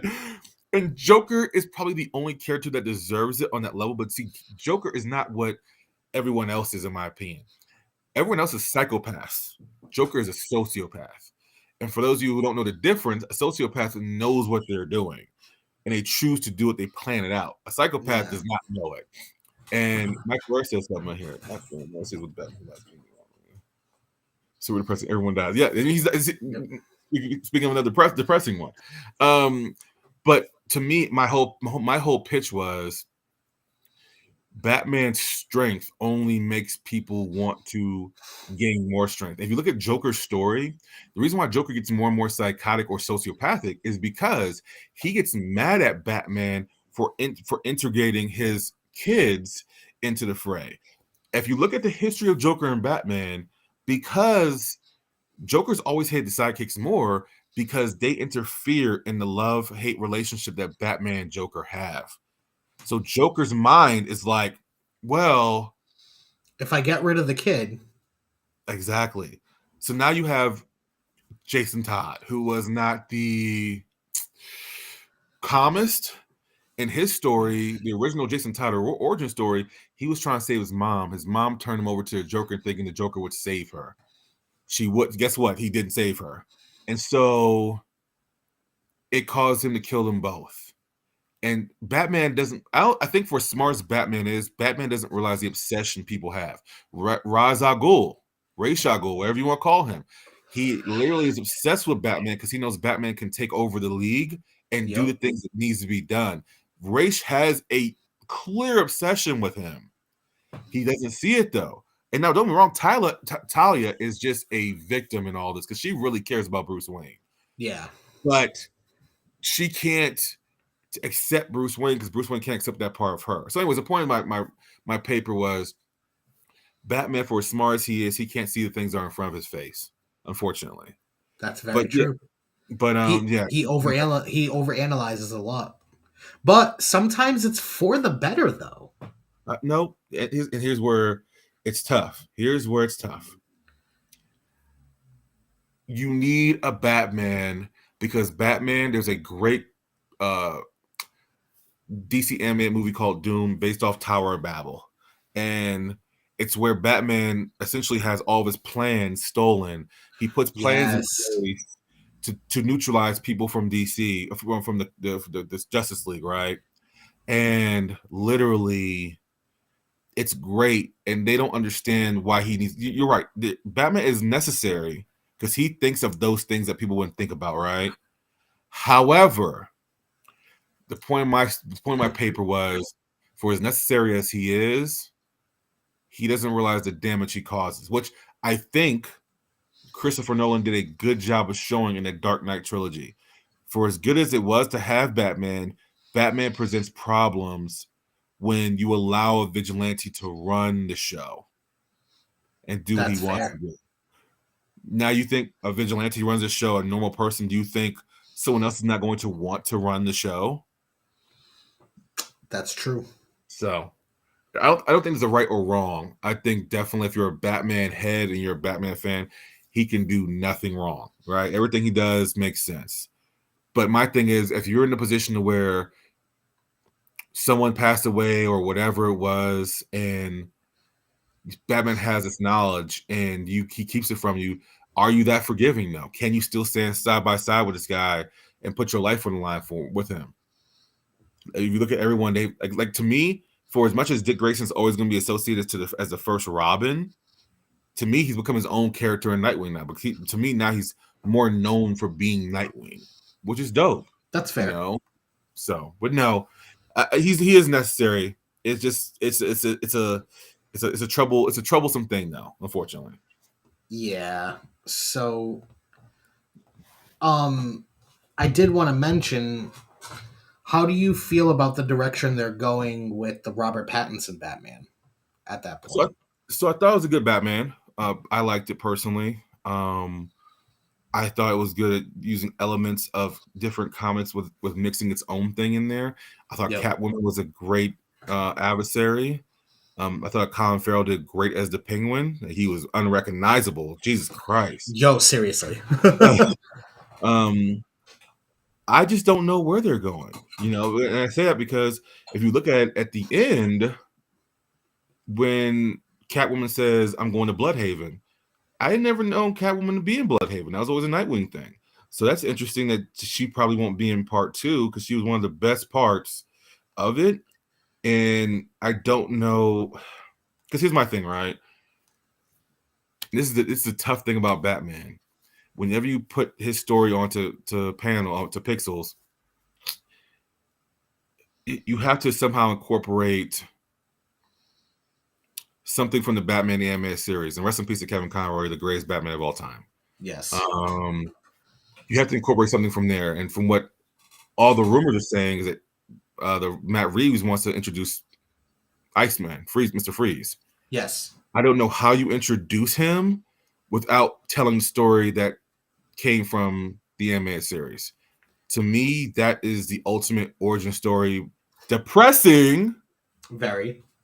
But the ultimate love story and the ultimate story of I just don't know where they go though, because my thing is, this was such a self-contained story, and let me tell you this though. When I saw the deleted scene of Joker, I'm sorry, I can't do it. No more Jokers for a while. Can we not? Yeah, please. Can we just get for a second? So from what I understand, Matt Reeves has no plan on introducing a full Joker in this Batman trilogy that he's doing. So why even do that deleted scene then? It's just to add connectivity to the world. Oh, okay. You know what I mean? That's fair. No, that's fair. Okay. From what I've heard though, and this is actually, you can see this in the trailer. The thought is that this is the trilogy that he's making is going to culminate in the final movie being about the Court of Owls. And in the trailer for the Matt Reeves Batman, you can see someone wearing a Court of Owls mask in the background of one of the scenes. And it's actually in the movie too, because I watched it at home and I slowed it down to fucking see it. Just to see if like they scrubbed it out before it hit HBO Max. Nope, it was there. I want to watch it again now. It's the scene where Batman's like using the bat grapple hook thingy to like go up through the spiral staircase thingy. Okay. And on one of the stairs on like one of the things in the background, you see someone with a Court of Owls mask watching him go up. Okay. That's interesting. So here's my thing. All right, let me ask you a quick question on something completely different. I don't want to take us too off topic. Do you play video games at all?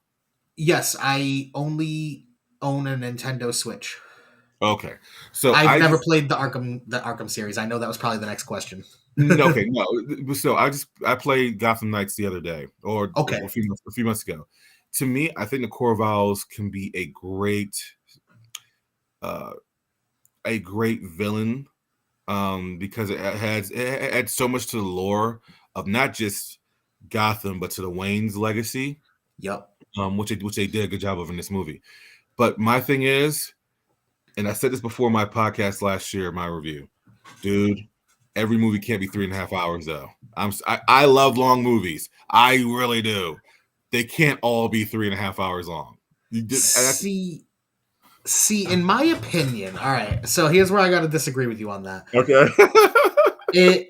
It depends on the writing. It depends on the pace of the movie.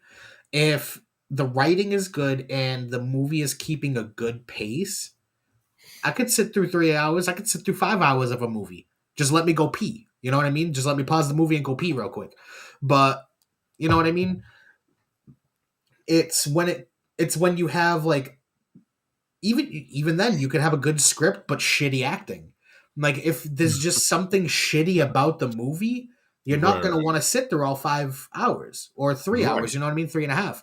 But with Batman, it was pretty good writing. It was a compelling story. It was a different take on a lot of characters that we'd seen before, just not these versions of them. You know what I mean? Right. And the pacing was a bit slow, but once it picked up, it picked up. No, it did. But I think my thing is there needs to be that one movie where, and I understood the point of this movie. The point of this movie was to see early Batman, not just be early Batman, but make mistakes. How often do we see Batman movies where he makes mistakes? Exactly. That was to me the genius of year one from Frank Miller, where you're seeing him forgetting to tie villains up. You see him forgetting to do this and that. So I understood the point of it. To me, that wasn't too long. I think there does need to be a Batman movie though, or any movie where it's just action packed the entire time and you're kind of going through things. I feel like that's what the next movie is going to be. This one was.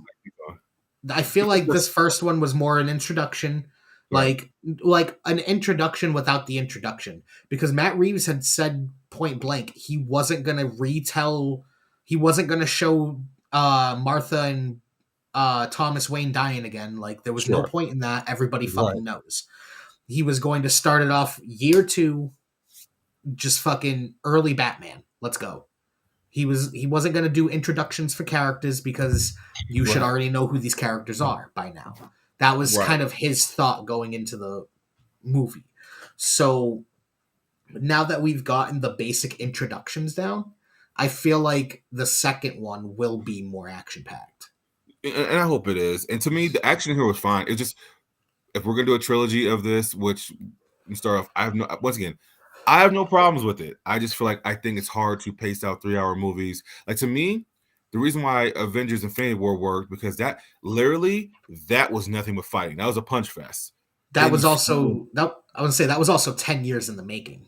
No, right. Yeah. But it was a punch fest, but they did that because they knew how slow the second movie would be. True. And it was very slow until the last hour. That final battle lasted that whole entire hour. Yeah, no shit. But no, to me, I think you need that. And no, you're right. And I'm glad they didn't rush anything with it.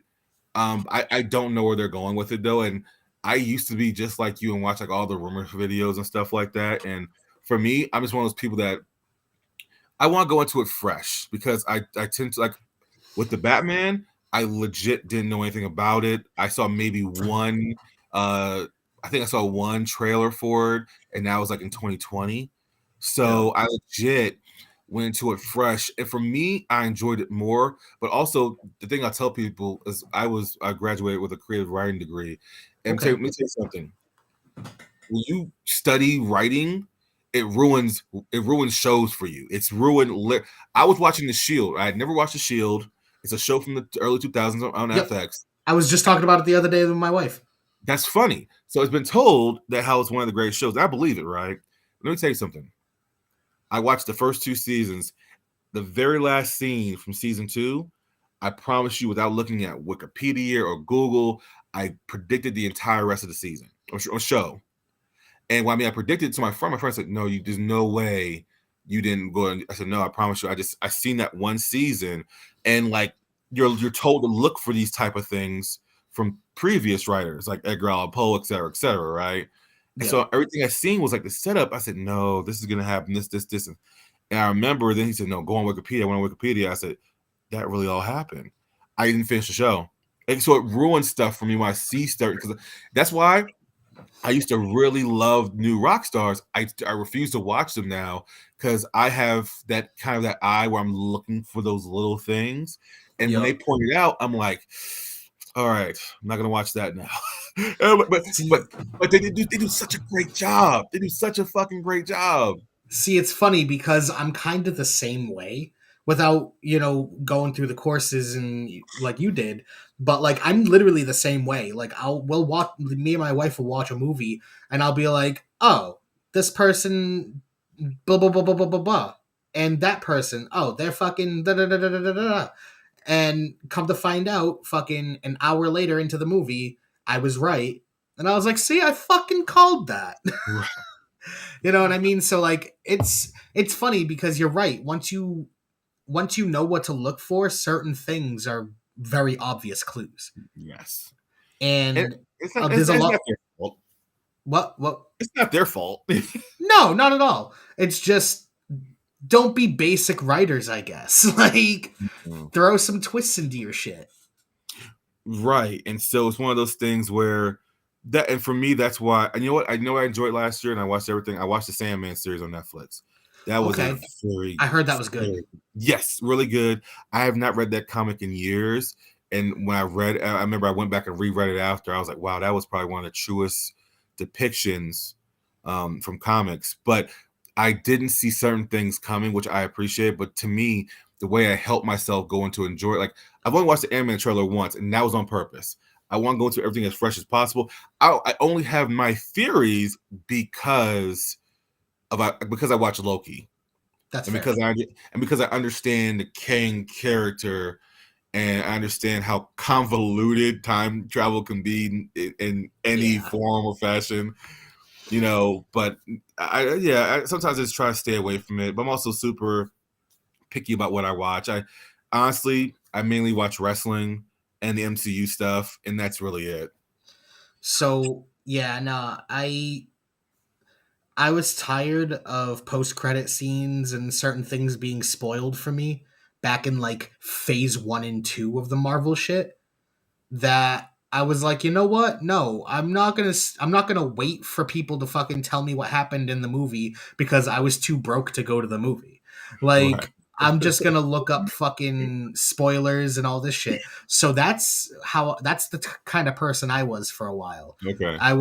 That's how I still am. I'm constantly looking up casting rumors. I'm constantly looking up this shit, that shit, because I'd rather know the information before the movie comes out rather than it being spoiled and losing that magic. That's fair. So with you doing music, obviously that's getting on's goal. You're going to do all that stuff. Do you think acting or something like that will be something you're interested in later down the road if it's presented to you the right way? Dude, I would love to fucking act. Oh, Okay. I would love to. So, it's funny too because like I've always said like I wouldn't want to do like a serious role, but like I could definitely do like some funny shit. You know what I mean? Like I'm like in person, I tend to be pretty funny.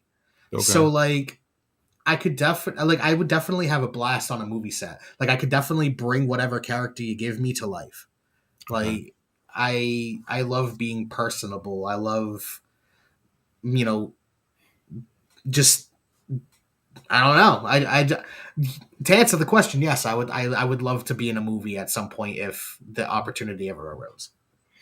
All right, yeah, because I know a lot of I was just talking to this one independent artist out here, and his main goal is to become an actor. Like he only started rapping because he learned how to produce at a young age because he had like a drum kit and shit like that.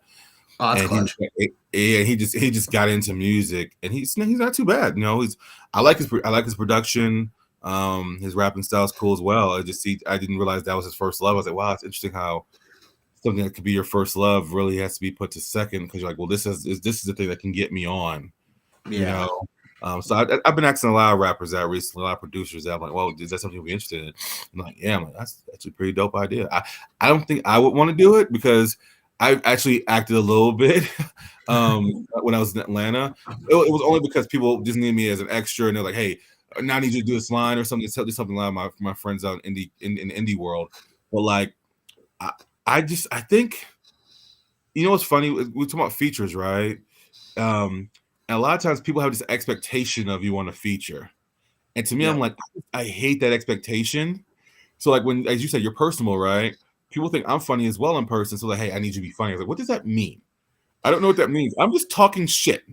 Yeah, like hold on. First of all, see that's weird. That's a weird fucking thing because like if that'd be like if somebody asked me to be funny on the song, I'm like, what do you want me to make like fart jokes and shit? Like what the fuck you want me to say? Like you want me to rhyme poop with scoop? Like what the fuck?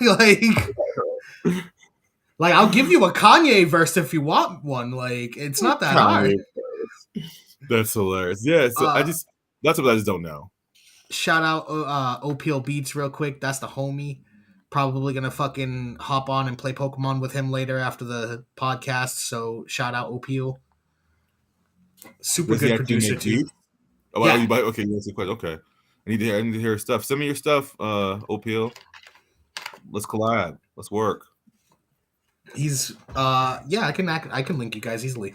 Fucking oh actually OPL in the description of this video is Slow Chemical's Instagram. So if you wanna reach out to him, right there in the description. That easy. So we're gonna hop into our last section of the night. Heard that.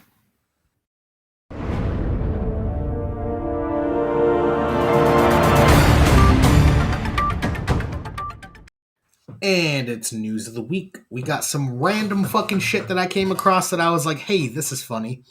So, yeah, we're gonna pop off with the first story, and obviously you're familiar with Elon Musk. Yes. Well, Elon Musk just recently broke a Guinness World Record. Okay. Elon Musk has lost more money than anyone in history. Okay.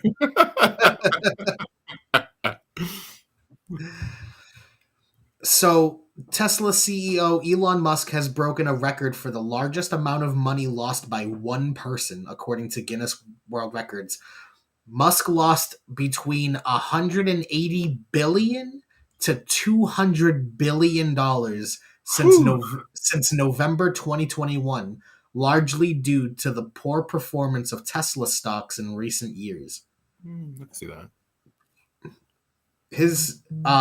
His fortune went from $320 billion to 147 billion. Only 147 billion. Okay. Only. I feel bad for him.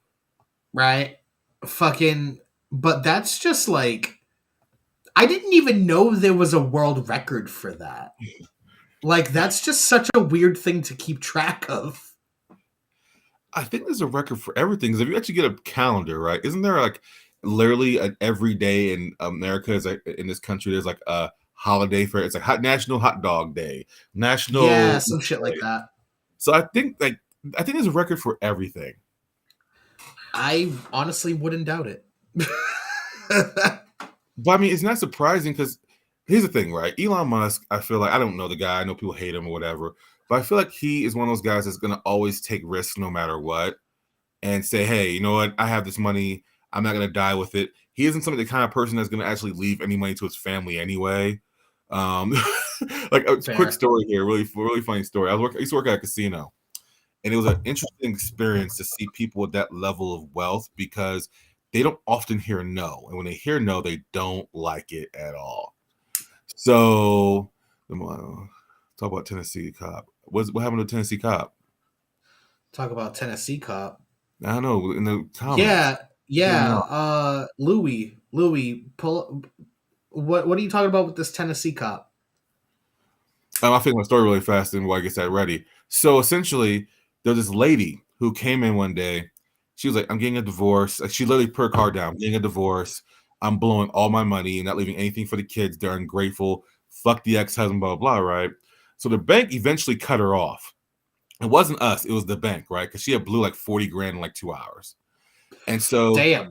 She was like, I got money, blah, blah, blah, right?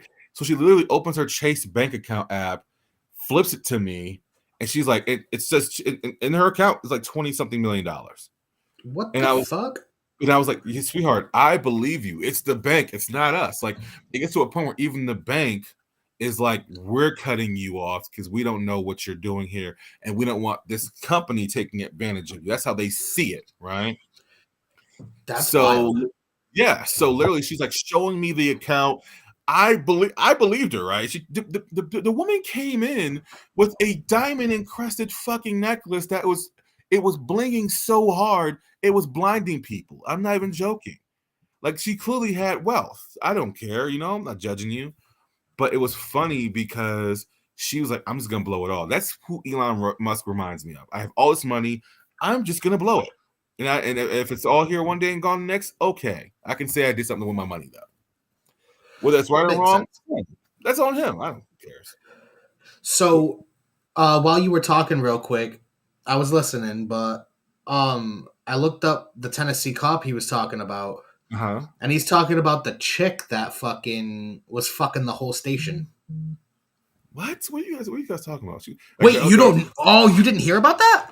No, I don't know what you guys talking about. Oh my lord! So, all right. So this chick, right?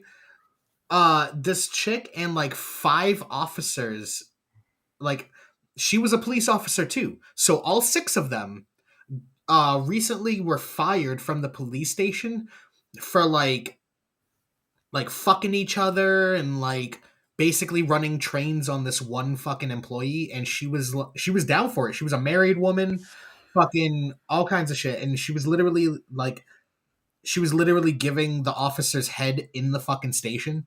That's crazy. Yeah, dude, like it's wild shit. So she got fired for having a train run on her? Is that illegal?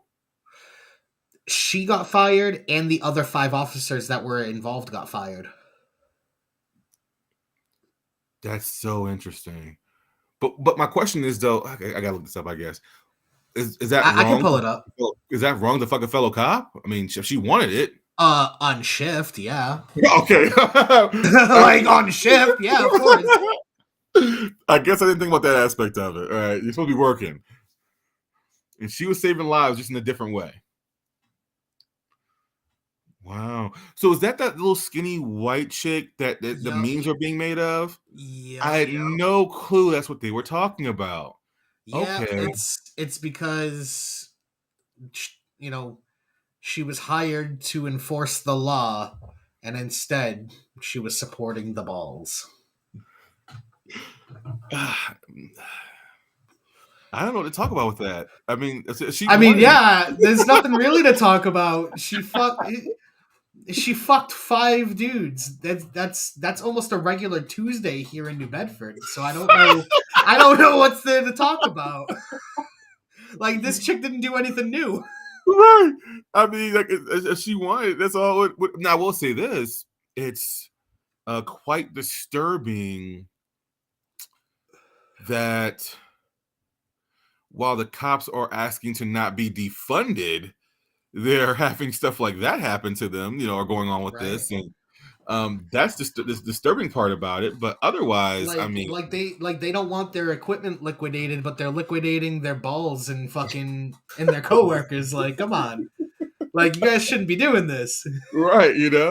Like those handcuffs are meant for criminals, not each other. Like, you know what I mean? Like, come on. Yeah, so it's not really surprising, unfortunately. That happens a lot, I wonder if they did any like good cop, bad cop kink play. Oh, pretty sure they did. This is probably what they were doing. This is what our tax dollars go to. I mean, it's not surprising at all. But yeah, I mean, I did not know about that. I did see the memes of that, but I just didn't know where they're from. And so I usually, if I don't know where they're from, I just usually scroll past them. That's nah, she was fucking the team. Yeah, she was taking 5 for the team. Well, I mean, here's my thing. So as long as she was down for it, that's all that matters, man. Like, I used to work in strip clubs, so I've seen worse shit. So I mean, she was married though. I'm sure her husband wasn't down for it. I mean, here's my thing. So yeah, like, listen, sure. if he was cool with it and was just sitting in the corner like, hey, Like, you know what I mean? Like, then more power to you, bro. But that ain't me. Like, so here's my thing, right? So I'm gonna tell you. sorry. I don't mean to cut you off. I'm just imagining dude at the door with a bathrobe on, just opening the door. Officer, officer. Do you want me to put on a coffee? Like, I mean, that's what. Me tell you guys some crazy shit. So I'm used to that lifestyle because I used to date a chick that was a swinger, and she introduced me to that world, and that's how normal it is. Now, we obviously don't know if the husband was cool with this, I'm assuming. yeah. So I'm pretty sure he wasn't cool with that, you know what I'm saying? Yeah, no, but I'm assuming not. No, right. But like that is a normal thing. I remember the one time I ever went to Vegas. I wasn't really having a good time because I'm not a gambler. But this one chick was sitting there and she was looking at me, and one of my friends that I went with was like, "Oh, I think she's just a hooker." It was just no. Everyone needs lifestyle. Everyone needs to make money, right? So Yeah. I ignored her.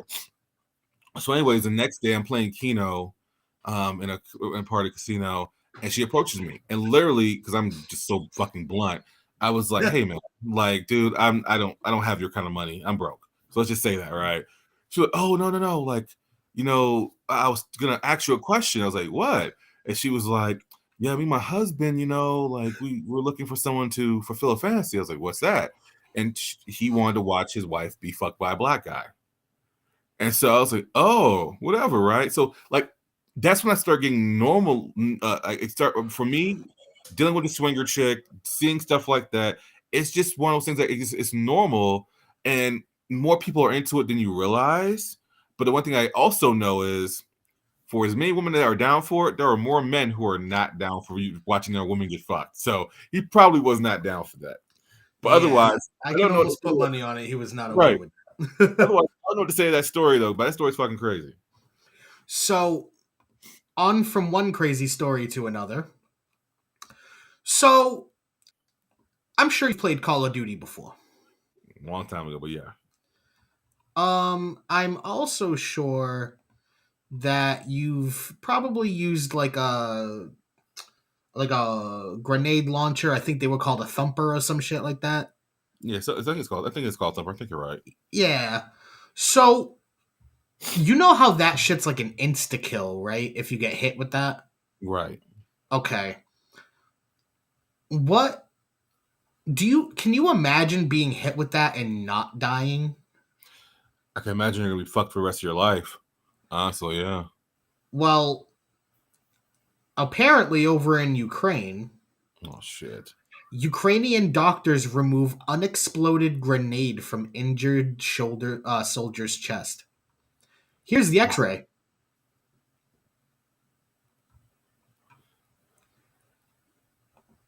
That is That's crazy. that is bonkers. So apparently, without going into it, I read it earlier. Apparently, the fucking soldier was hit in the chest, clearly, with a grenade launcher, and the grenade didn't explode. It just pierced his chest and like got lodged in there. It was a lot. It was still live. It was still like ready to explode at any point in time. This is crazy. And yeah, it was removed by doctors under military surveillance. But that is just. How did he survive that though? The story say that? Let's see. An injured Ukrainian man, unexploded grenade. The surgery was fraught with danger. Doctors feared the grenade could explode at any moment. A model.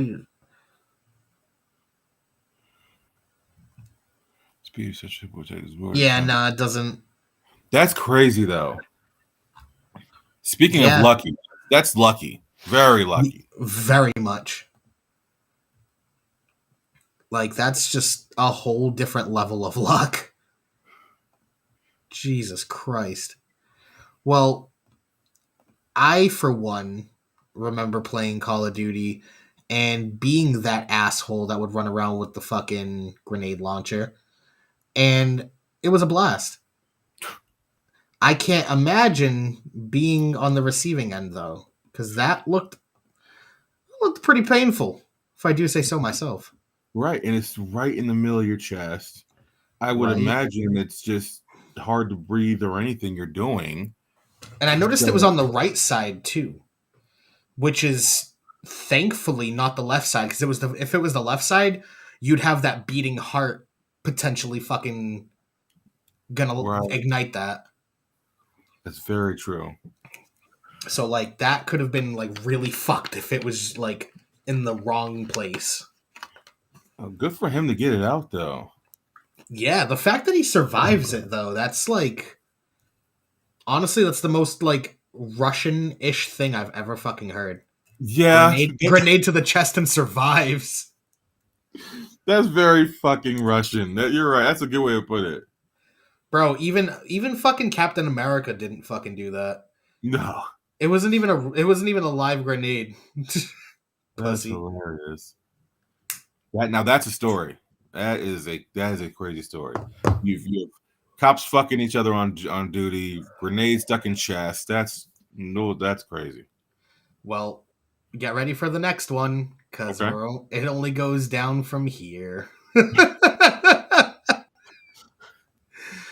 So, before I even pull it up, okay,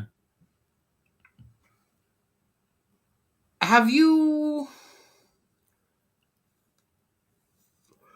I'm sure you've shoplifted once or twice in your life. We all have. Maybe. Okay. You don't have to incriminate yourself. That's fair. I definitely have. Yes. So, what's the most amount of? All right, without incriminating yourself, under $100 or less than $100? What's the most amount of money you've stolen? Well, not money you've stolen, but like shoplifted, like value wise. Oh, it wasn't much. It was maybe like $50 or $60. That maybe add. Okay, so you're not as bad as this guy, because Ohio man arrested for the 70th time after police find suitcase full of meat at Walmart.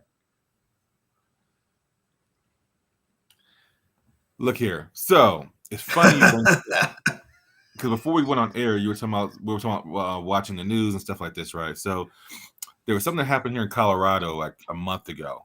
Because now Target and Walmart now have gotten serious about shoplifting, right? Okay. This one chick accidentally stole a Snickers bar. How she accidentally stole it? You know, you have your own like to-go bags now, whatever. Oh yeah. So what happened was she was shopping with her bag. And so she legit put all her stuff in her bag. When she got out, she put it all on the thing, right? Well, it was shown on camera that her kid put a Snickers bag in the bar, and her Snickers bar in the bag that she didn't see. And of course she didn't see it because she's sitting there like going through her purse and shit. So legitimately, they are trying to prosecute her now for stealing a Snickers bar. So these things are not surprising to me, only because now they're starting to get more and more serious about this, because people apparently steal like this all the time. That's why they're making an example out of this woman. So this is not surprising at all. That's fair. But my thing is 70th? Exactly. 70th? Like, isn't there like a limit of how many times you can be arrested for something? For the same thing. Right. 70th? Police say they got a report of a male shoplifter pushing Police say they got a report of a male shoplifter who pushed a shopping cart loaded with various cuts of packaged meat and a suitcase out of the store without paying for them. Police say the man was observed in the parking lot near the Penn Station dumpster in South Euclid, packing meat inside the suitcase. Police say what the man could not fit in the suitcase was thrown into a dumpster. What a dickhead. The suspect abandoned the shopping cart in the parking lot after its security feature locked up in its front wheel, which prevented him from continuing to push the shopping cart off the property. I love that shit. That's mad funny. Police say the man stopped at the bus stop across the street from Walmart and identified him as a 62-year-old Garfield Heights man. So he was found to have several warrants, two of them with with that particular police department. Police say the man typically sells the meat, which he steals, to restaurants who pay him half the face value marked on the price tags. Wow. That's nothing that's actually going around now a lot is food from Walmart and Target and action figures from Walmart and Target are now being stolen and sold half price on the open market. That's crazy. Yeah, the only reason I even knew about that is because I'm an action figure collector, and there's this guy who works at Walmart, and apparently they get great discounts at Walmart, and he was saying how like he almost got fired because like he knows when the boxes of certain action figures will come in. So I guess someone snitched on him that he was the one taking them. He was paying for it. He was using his discount to sell them for more. And so like apparently there's a thing going around with that makes sense, but I'm sorry, 70s is fucking ridiculous. Yeah, that's stupid. Fucking see, that's why I'm happy the things that I collect aren't that hard to get. They're very simple. I collect Pokemon cards. Okay. And I also get pops, like the pop figures. Okay. But like I'm not always like crazy searching for pops. It's like if I'm at Walmart or Target or a store that had or like the mall or something and there's pops, I'm like, hey, you know what? Let me see what they got. You know what I mean? It's not like I'm like, oh, I need this one for my set. Like I'm not going crazy like that. Same thing with the Pokemon cards. Me and my wife will pick up a bunch and we'll fucking open the cards and she's got them all fucking categorized in different binders and books and we pretty much almost have full sets of different things. But okay, again, it's not like we're out there fucking 2:00 in the morning waiting for Walmart to open just so we can go get fucking cards. Right. You know what I mean? It's just when we're like, hey, you know what? We got some extra money. Let's get some cards. That's still fucking crazy though. 70 times. Yeah, that's a little much. He's an addict. He's at this point he's just an addict for stealing the shit from them. Yeah, he's getting a thrill out of that. Some kind of thrill at least. That's funny. So, next story. We've been talking about movies this whole time. Okay. You know, MCU movies and shit like that. Have you ever gone to see a movie and saw something in the trailer that you were like, yo, I can't wait to see this full scene, but then come to find out that scene isn't even in the movie? It happens all the fucking time. Well, apparently, hold on, I'm trying to get it up on the screen. There we go. Well, apparently, you can now sue movie studios for false advertising. If the trailer doesn't have if the movie doesn't have what the trailer shows, you can now sue the movie studio for false advertising. Well, you can sue for anything in this country. That is your right. True. I think that's a little ridiculous, considering like that's the point of trailers is to be, is to show different directions that they could go, but not necessarily, show the whole thing. See, I see the trailer as here's a good example to bring it to music a little bit. Okay. I see the trailer as a snippet. Yeah. You know what I mean? It's a snippet of the movie. This way here you can see some cool scenes, you can see who's in the movie, you can figure out, you know what, this seems pretty cool. Let's go check this out. And you already know the name of it. You know what I mean? So it's not like that's a mystery. So you just wait for the full movie to come out, and then that's the whole, quote unquote, the whole song. You know what I mean? Like, I feel like the trailer should be a snippet of the final product. Okay. You know what I mean? Like, for instance, when you go and promote a song before it's out, you usually pick like a 15-second snippet that can easily be put on a story or something like that, or, just a quick little Facebook post or Instagram post. But you only usually pick like 15 seconds. Right. You don't show the whole song before it's released. So I mean, it's usually like 15 seconds of the final song. You don't really show the pre-mixed version, or you know what I mean? Like, you don't show like a half-done verse or something like that. You show the final version of the song. So I kind of feel like the trailer should be the final product of the movie. If you haven't, like, for instance, in this instance, the ruling comes after two Ana de Armas fans successfully sued Universal Studios over the actress's appearance in the movie Yesterday. That's the movie where the dude wakes up and like he gets into an accident, and then he wakes up the next day to find out the Beatles never existed. Okay. But he remembers all of their songs, so he becomes a super massive megastar. But she was supposed to be in the movie, this actress, and she was supposed to be like a main character too, like pivotal to the story. And she was apparently not in the movie at all. Like, not even one scene, not at all. And so two fans who specifically rented the movie to see this actress, she wasn't in the movie anymore. They didn't see them. All they knew was the trailer. So technically, in that sense, that's false advertisement, because you showed an actress in the movie and then you paid to go see the movie and she's not even in the movie. Now that is fair. I feel that is fair. Was there a reason why she wasn't in the movie? Was it originally like something did she get cut last minute? And then, because I mean, I don't know, but to me, that's fair game right there. When I think of, here's my thing.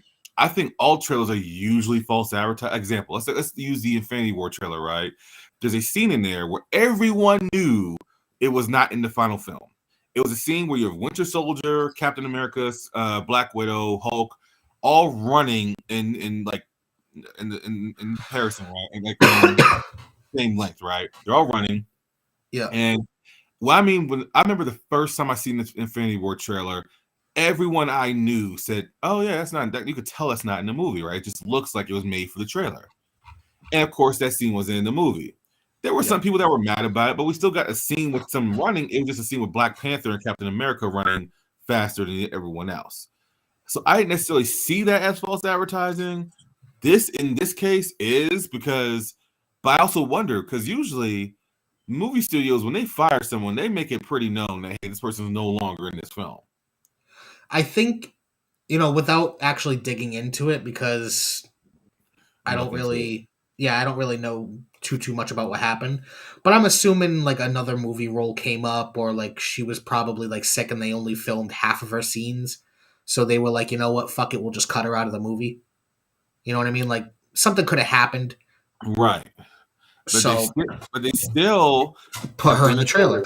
Yeah. So technically, in that instance, that is false advertisement.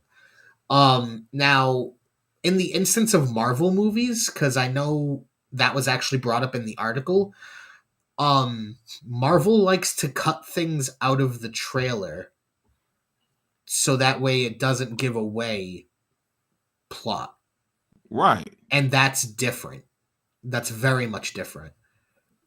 Because they're not selling you on... They're not cutting it out.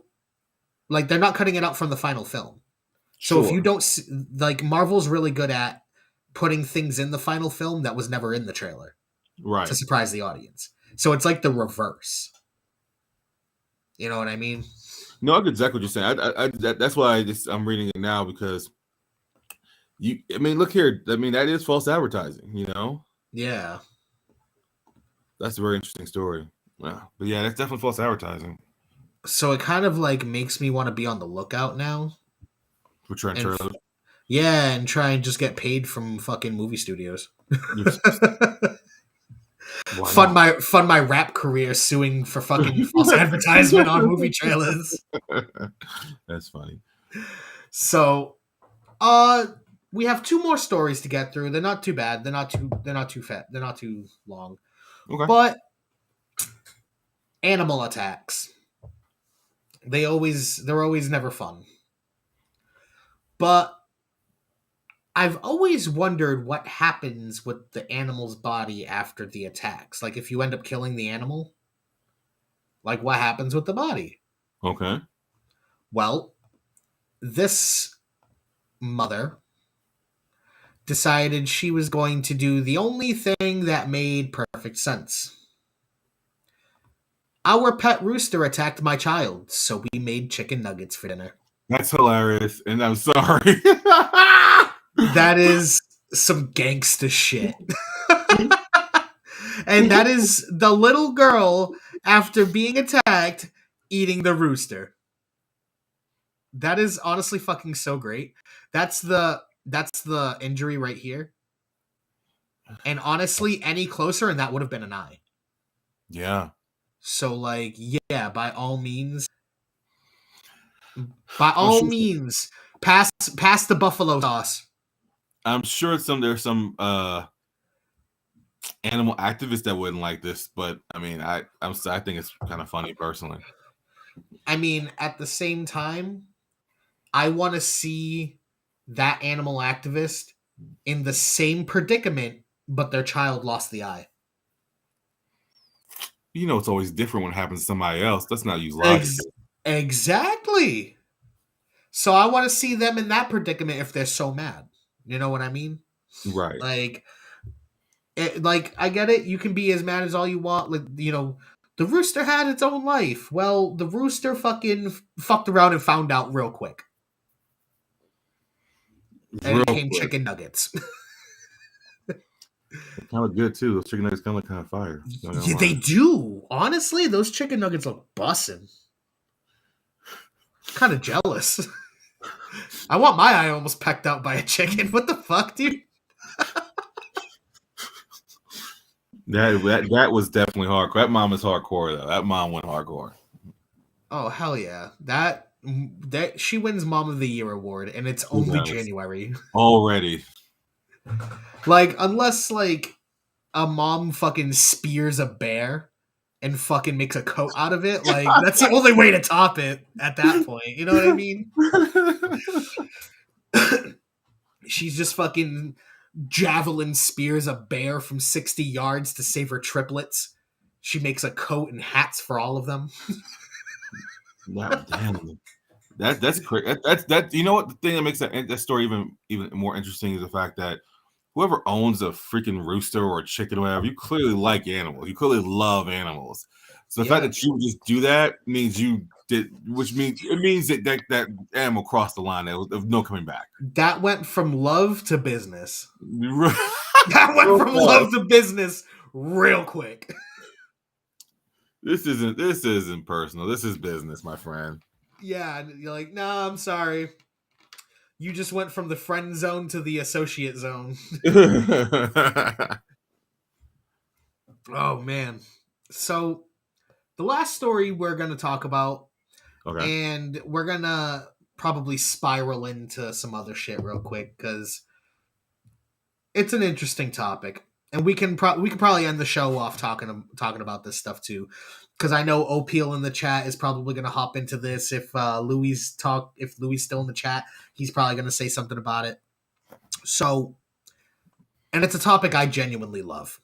I love talking about this shit. I love looking it up because I'm a believer. I definitely believe. UFO reports by U.S. troops skyrocket to over 500.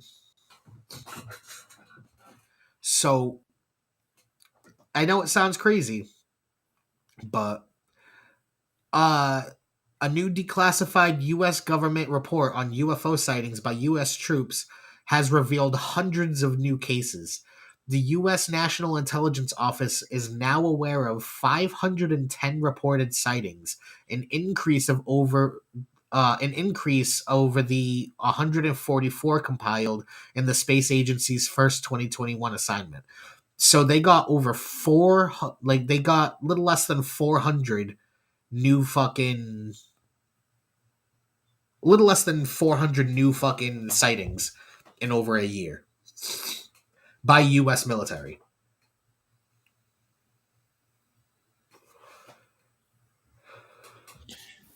What are your thoughts on that? Well, I personally believe, And UFOs? yes, 100%. Okay. There's no doubt about it. We're not the only thing living in this galaxy. There's no way. There's no fucking way. I've had this thought, this theory that the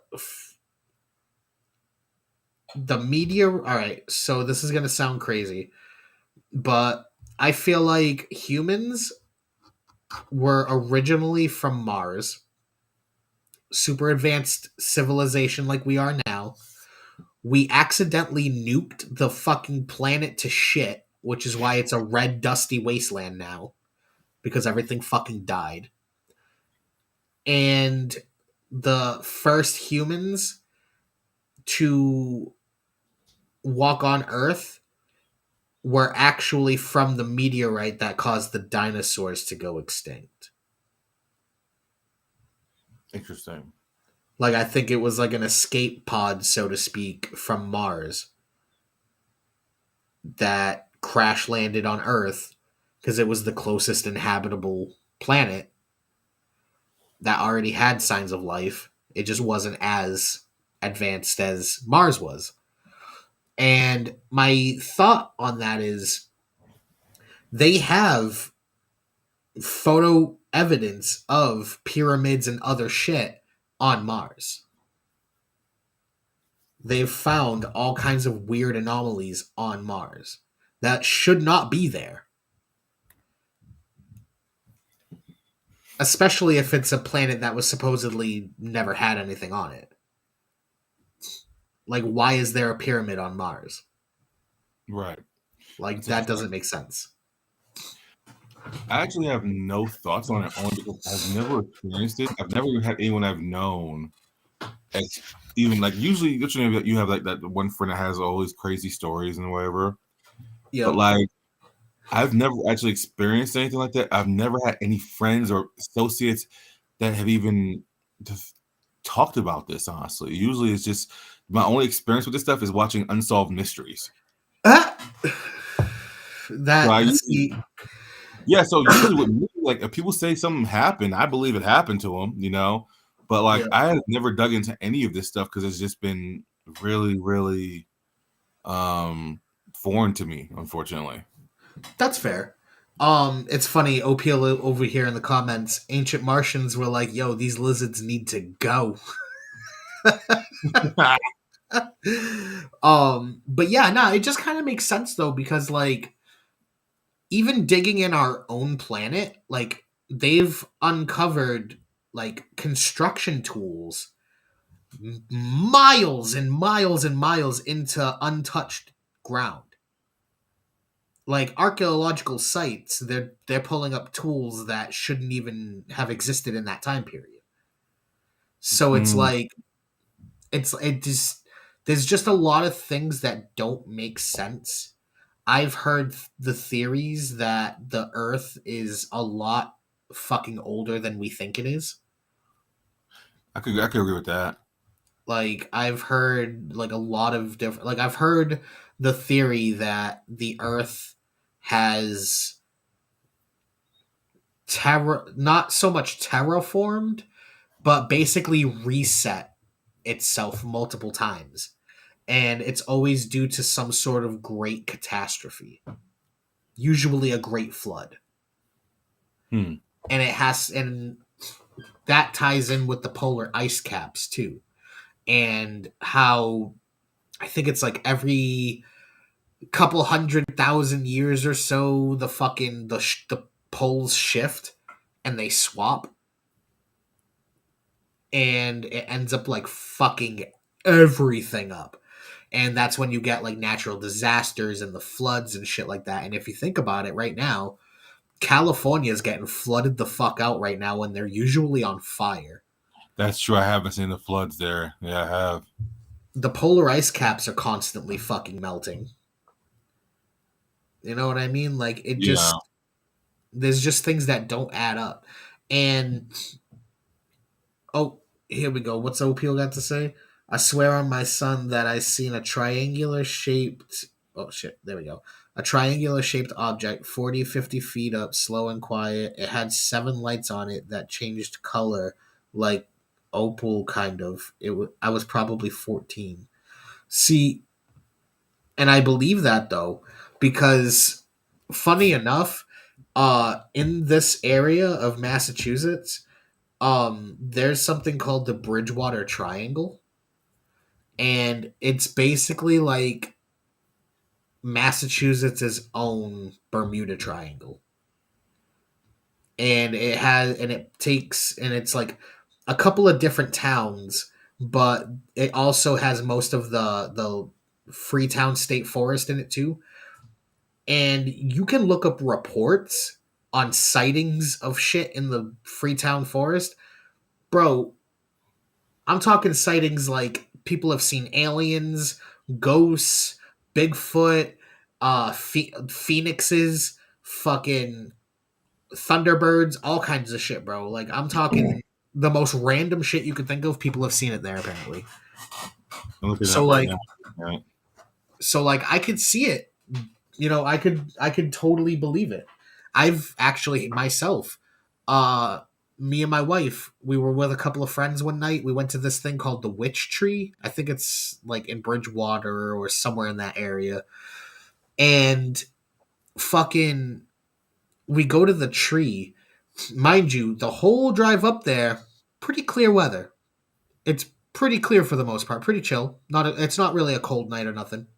We get to the tree and there's just this crazy thick fog just on the ground. It's not like up in the sky, it's not in the air, like it's literally like maybe halfway up the shin high. And it's just a crazy thick fog and we're like, all right, this is weird. So I get out of the car and I start looking around and I'm like, huh, this is pretty cool. And my buddy gets out of the car and then my wife's like, get back in the car. And I'm like, why? I'm looking around and she's like, no, get the fuck back in the car. Look. And I look across the field and there's just someone standing there. And I'm like, oh, this isn't good. I was like, this is not good. And I'm talking like at least like 100, 200 yards away. Like they are deep. Like they are at least a football field, if not football field and a half away. Like they are fucking deep. But like I can just see the silhouette. And I'm like, oh yeah, no, this is not good. So I start getting back in the car and I look up and there's like 2 to 3 lights just like going by in the sky, kind of like moving weird. And I'm like, yeah, nope, guys, let's go. We're done here.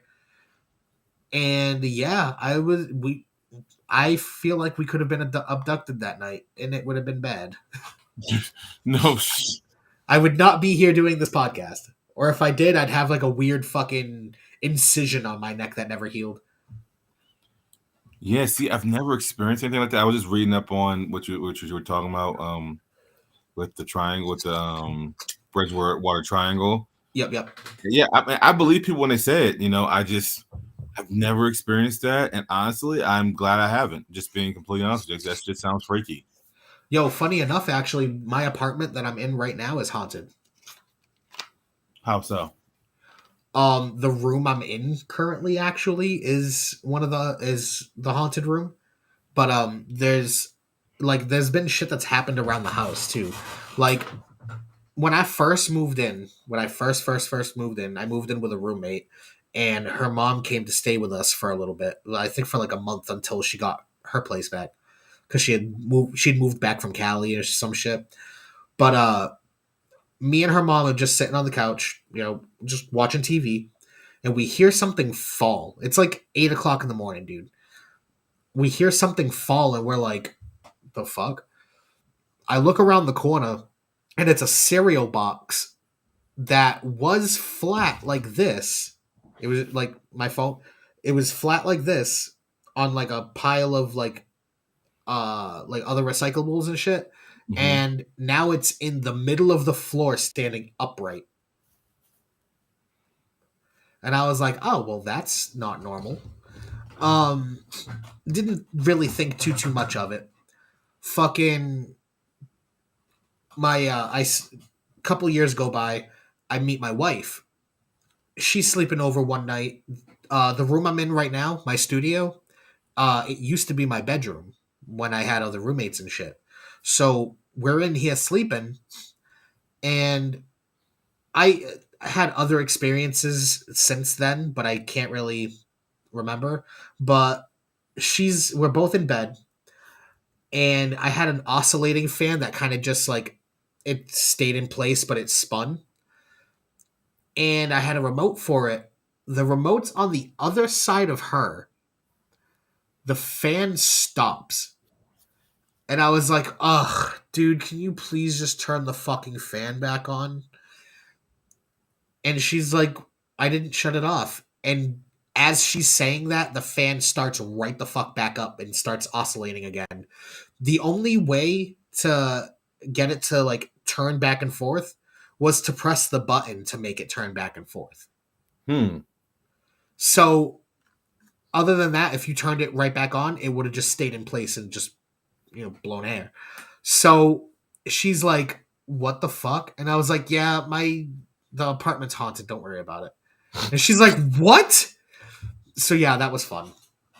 The one that really got me though, like there's been other things here and there, but the one that really sticks out in my head, I'm laying on the couch out in the living room, right?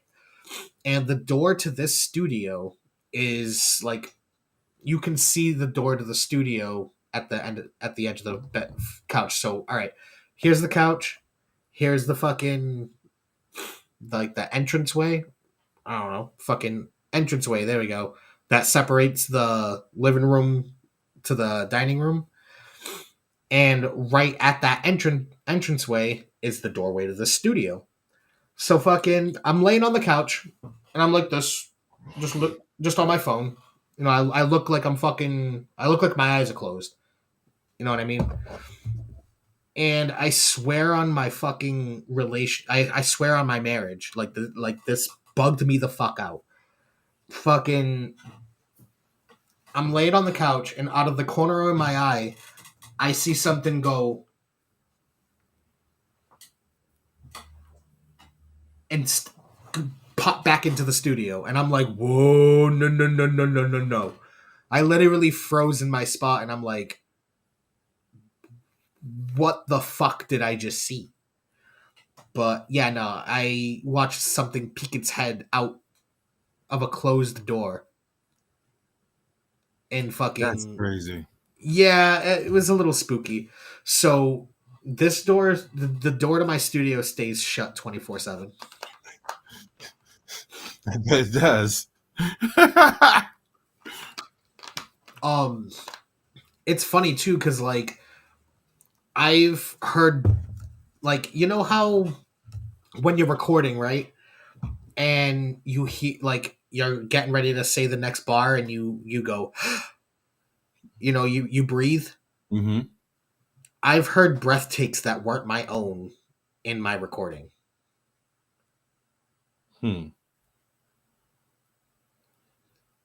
Why do you guys still stay there? What?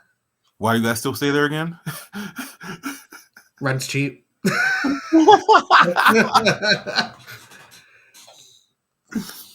Fair enough. I wouldn't be doing that. I would definitely be in the hell out of there. But yeah, man, like I said, I just, when I hear stories, it's crazy. I was gonna say, it doesn't really bother me. I'm not gonna be like, get out of my house. It's not breaking shit. It's just chilling. You know what I mean? Like, I'm not gonna force it out if it's just kind of if it's stuck here. I'm not gonna force it out. Like, that's just kind of a dick move. Can you force it out? I could. I mean, there's definitely ways, like exercising the house and shit like that. Like, there's definitely ways, but like at the same time, I'm kind of like, Why? They're not doing anything to me that harms my life. If anything, they're spooking me and probably getting a giggle out of it. Like, you know what I mean? That's true. I have a song that I recorded in my car by myself at 2 a.m. and there's a laugh in it. I mean, Jesus Christ. Oh my goodness. Ooh, he's gonna email it to me with a timestamp. We're gonna listen to that. You email that like AJ emailed me that right now. We will literally listen to that right now. Because I definitely want to hear that. Also, while he's probably emailing that, I just want to ask him a question. AJ, are you trying to battle later? Because I have a tournament this weekend that I need to practice for. But yeah, no, I play Pokemon competitively on. Okay, I didn't know that. Yeah, I battle competitively on the Switch, so fucking I'm practicing for a couple of tournaments I have coming up. I have one the 28th. Yeah, the 28th. I think that's a Saturday. That's this Saturday. Yep. And then I have another one in Lexington, Mass, like an hour away, but that's on the 11th. You said yeah. Word.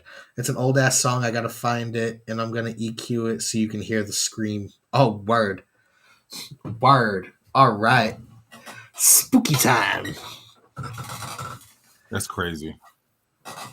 It's funny too, because I've thought of doing different episodes of the podcast where it's just one general topic instead of having an interview and talking and just chopping it up about all kinds of other things. Fucking, I kind of want to do special I want to do a Pokemon themed podcast, or I want to do a podcast where it's themed on spooky shit, and where we sit and watch different ghost videos, and the chat is yeah, no, that's fake, or we get into a discussion with everybody, and I want to do a couple of different things. I have a couple of different ideas for the podcast. That sounds like it's good to switch things up and talk about things that's out of the normal. Yeah, exactly. I feel at least with the Pokemon, I could probably do at least a 2-hour stream where 30 minutes is about battling, or an hour, or 30 minutes is on the history of a certain thing, or I just different things. I'm thinking about doing a history, a hip hop history podcast. I've thought of that too, where every episode would be a different topic, and just have different guests on to just talk about the different hip hop story and topics and shit like that. That'll be dope. Mainly try and get older heads too. This way here, they would have been in the scene at that time. You know what I mean? They would have better recollection and better knowledge of what happened. So I don't know, just different things like that I've thought of. But other than that, I mean, is there anything else you want to talk about? Rant about? Any questions you have for me? Fucking, because other than that, we're at the end of the show, and this is usually where I let people, rant, shout out, fucking talk their shit, whatever they want to do. I'm not much of a talker, man, but I definitely appreciate being on the show. I definitely appreciate that we've built a relationship. And honestly, it's funny because I was telling this to my manager how it's so hard for me to make connections in the creative field, which obviously you need to do to build things. And it's been really difficult for me because I feel like the people who I have made chemistry with and made really good music with, my life is so much different than theirs. They're usually married, kids, working 4 or 5 jobs just to keep the dream going. And so it's hard to get that camaraderie constantly. And we don't talk every day by no means, but I will say when we reach out to each other, we reach out to each other. I'm appreciative of that for sure. But the reality is it's all about building yourself and making sure that your platform is as strong as it can be. And helping others when they help you. And I appreciate that you returned the favor from being on my podcast, because I know one thing I kind of like I get frustrated with my podcast. It's the only thing. I want to integrate music more, and it's so hard to bring in musical guests because musical guests are like, dude, let me tell you something. That's like you ask them, hey, you get time for it on this date? No, it'll be 5 months from now. 5 months pulls up. Remember this? I remember I've been reminding you about it, and like, oh man, I don't have time. Why did you say that? Why did you waste my time? Yeah. So no, I definitely appreciate being on. I am a ranter from time to time, but I'm actually in a really good place right now. Just you keep every time you post, you say we working in 2023, and that's just what I'm doing, man. I'm just working, just grinding. I will say this, reminder. I will definitely be putting out dates on my Instagram. My Instagram is I am so slow chemical, but I will next week I'll post updates on the date of release of Civilized Savage soundtrack. I'm super excited. I'll actually put the track list out next week too. Like I said, we're gonna finalize everything this week, but just working, man, trying to remain humble, trying to remain hungry, man. I'm so lucky.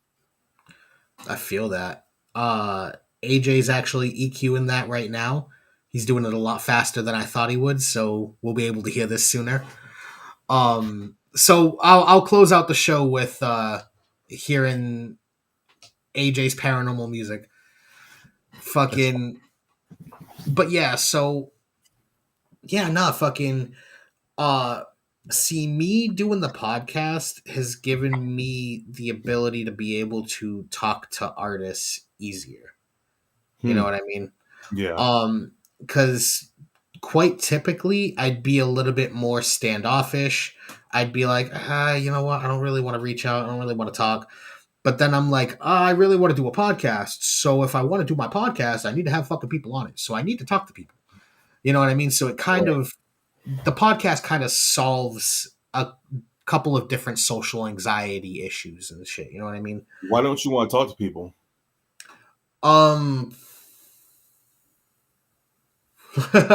Oof. I didn't expect a therapy session. So nah, it's not that I don't want to talk to people. It's I don't want to become boring to someone. You know what I mean? Like because I know myself, I can ramble. And I can talk and talk and talk and talk and talk and talk and talk and not even let you get a word in. But I try not to do that as to not bore my guest so that way they eventually want to leave. Like, you know what I mean? Like, I don't want them to. Okay, he's emailing it right now. But nah, I don't know. It's not that I don't really want to talk to people. It's more or less the fact of like, I'm an entertainer.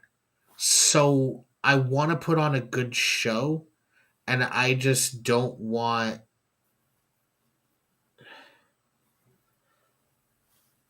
I don't know. It's hard to say.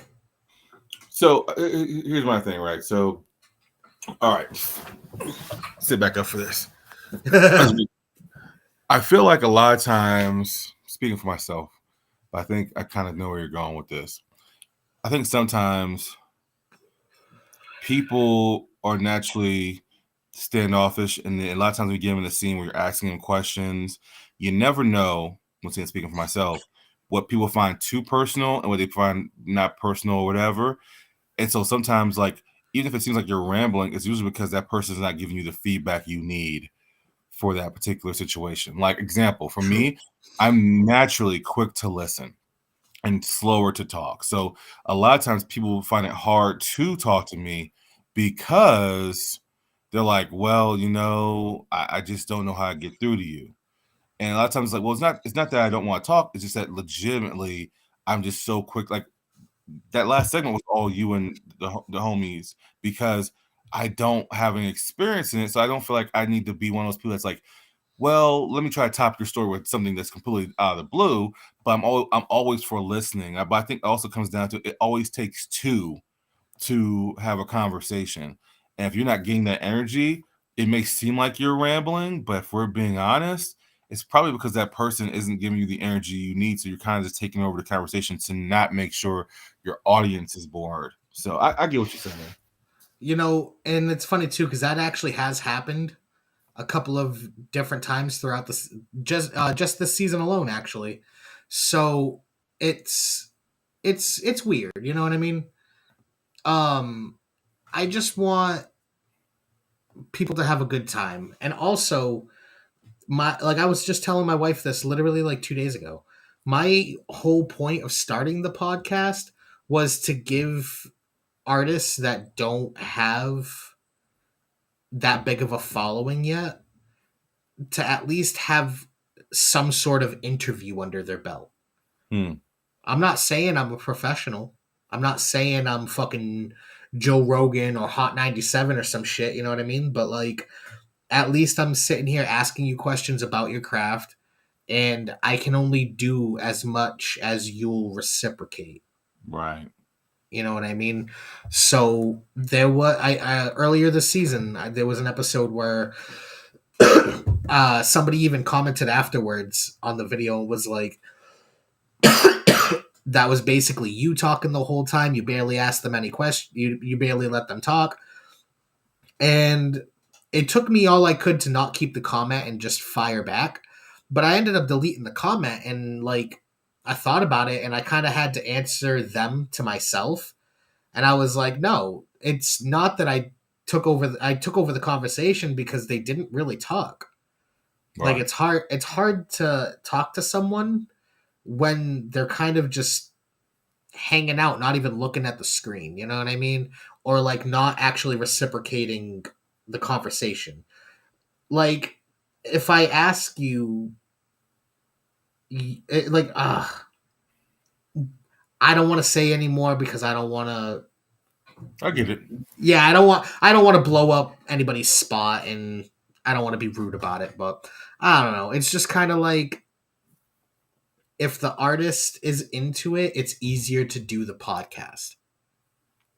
I agree 100%. And here's the thing, I remember this, and you said something key earlier. A lot of times these people don't have an interview under their belt. They don't know when to reciprocate. They don't know what to say and how to say it. And also, you have to remember sometimes people are not good articulating themselves. So for me, if I feel like it's less to do with you, sometimes you just do a bad interview, and that's okay too. Sometimes you're just off your game. That happens. But for me, interviewing a number of people that I've interviewed, like I remember I had a wrestler on my show. Her name is Emma in WWE. Her real name is Tennille Dashwood. If you guys are fans of the show or you want to check her out, she's on my podcast in the archives. I remember before we got on, her and I were emailing each other and just about different topics or whatever and blah, blah, blah. Then we got on the phone and then we got on a Zoom and she was like, what, like, do you actually want to like, cause I wrote some questions down and I'm just not good at writing questions down. I told you this whenever I said, I like for it to be natural. I might have one question in mind, but then I feel like the conversation can go from there. Yeah. And I told her that, and she said, actually, I feel, and her exact words to me off air were, actually, I'm actually already comfortable talking to you. So because I could tell you're just being honest. And a lot of times that's what you get the best from it, and I've been lucky to do enough interviews to where I'm comfortable talking, but also at the same time, there's been times I've turned down shows because some people want to be Vlad TV and I'm just a private person. So I'm like, okay, no, Yeah. I don't fit your show. I can't give you what you need. And so I say no to that. But I think sometimes people, they want the exposure without having to put themselves out there. So I get both ways. But no, dude, this just don't. I just want to encourage you to not put that on yourself. It takes two. Fair. I appreciate that. No worries, man. I'm excited to listen to this track, to hear this UFO or whatever this is. Yeah, I've got it loaded up right here. So he says it happens at the 120 mark. So I'm going to share the screen. I got to pause our audio because I got to share my whole screen. So, let me actually pause the audio real quick first before I blow everybody's ears out.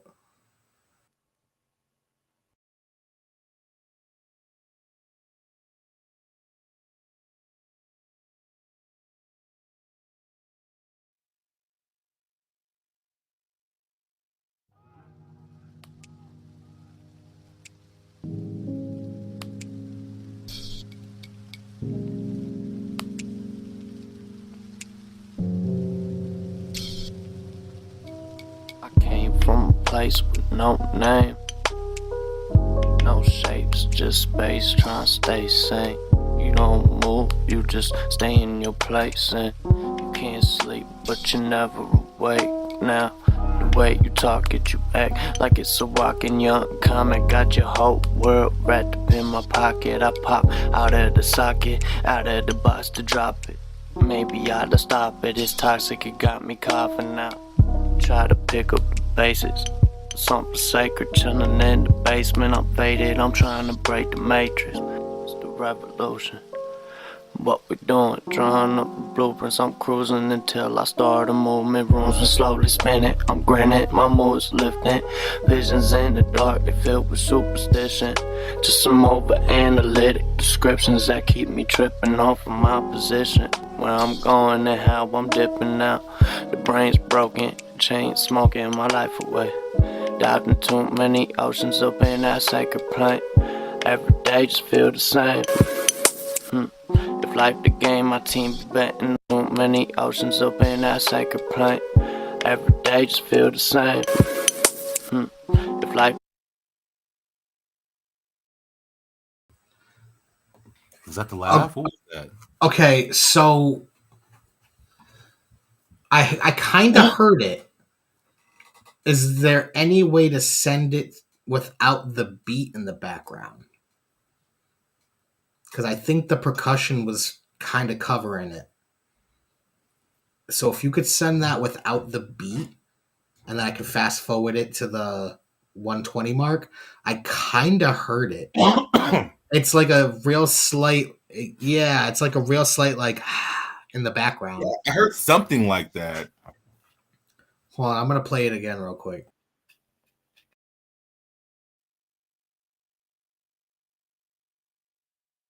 That sacred plane. Every day just feel the same. If life the game, that sacred plane. Every day just feel the same.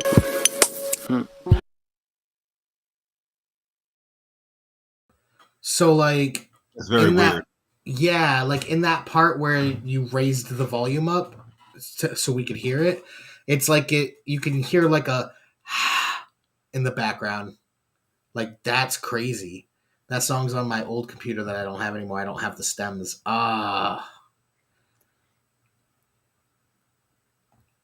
Dude, if you had the stems for that, I would have loved to have fucking picked that shit apart. That would have been cool. That would have been a blast. Now I want to fucking... I kind of want to sample an EVP now. I kind of want to sample a ghost voice now. That was something. I don't know if it was ghost, but it was definitely something. Yeah, there was definitely something in the background of that. That was weird. Interesting. But yeah, just to be clear, I don't want any of these experiences. Fuck that. You guys keep all that energy. I don't want any of it. Well, it is 9:48 on my side. I know it's a few hours. Yeah, 7:48 on your side. It is time for us to wrap up. Is there any last shout outs you want to give before we peace out of here? Shout out to Libsey, shout out to Ziggy, shout out to the whole Massachusetts team that I've been blessed to know the last year and a half, 2 years, and it made it easier for me to connect with other MCs in my areas, and when I go do shows, like legitimately coming from Atlanta, coming from Maryland, places where I was doing a ton of music, I couldn't really collaborate with a lot of people just because it was so hard to reach out, and they made it that way. And I kind of went into a shell of myself, and so being able to reach out to Ziggy, and I met Ziggy through his dad, and I met Ziggy through my manager Jay. So shout out to him. So it's been really good. I'm looking forward to collaborating more, and I'm also looking forward to hearing what y'all got going on. Everyone has something going on this year, which is exciting. Because I'm thinking about just 3 years ago we were excited to begin the year, and that turned to be a shit year because of we you know what. But yeah. I'm glad everyone's bouncing back hard and doing the things they want to do. So I feel really lucky to to be doing the things I want to do and fighting. So I'm happy, man. I'm good. I appreciate being on the show, and hopefully we can do this again. Yes, we definitely will be doing this again. Probably for season 4. If not, we'll probably pull you on for like another episode or some shit. Maybe when Secret Wars comes out, I'll grab a bunch of fucking comic book buddies and we'll do a nice big review stream. Talk about the movie and shit. That sounds dope to me. And yeah, man, O'Peel, man, let's connect them. I make my own beats, but I don't mind reaching out to get other beats from other people to support them. I'm open to all of it. So let's make this happen. And his production's good too. I can definitely vouch for that. I'm excited, man. Sounds good. Well, I hope y'all have had a great time. I know I have. Slow Chem, you've been a fucking dope fucking guest. Thank you for hopping on the show. I'm gonna play the outro real quick. If you want to stay on the stream when we end, we can chit chat real quick before we split off. You're more than welcome to. But I hope y'all have a fantastic fucking night. I don't give a shit what you do, but you cannot stay here. Good the fucking night.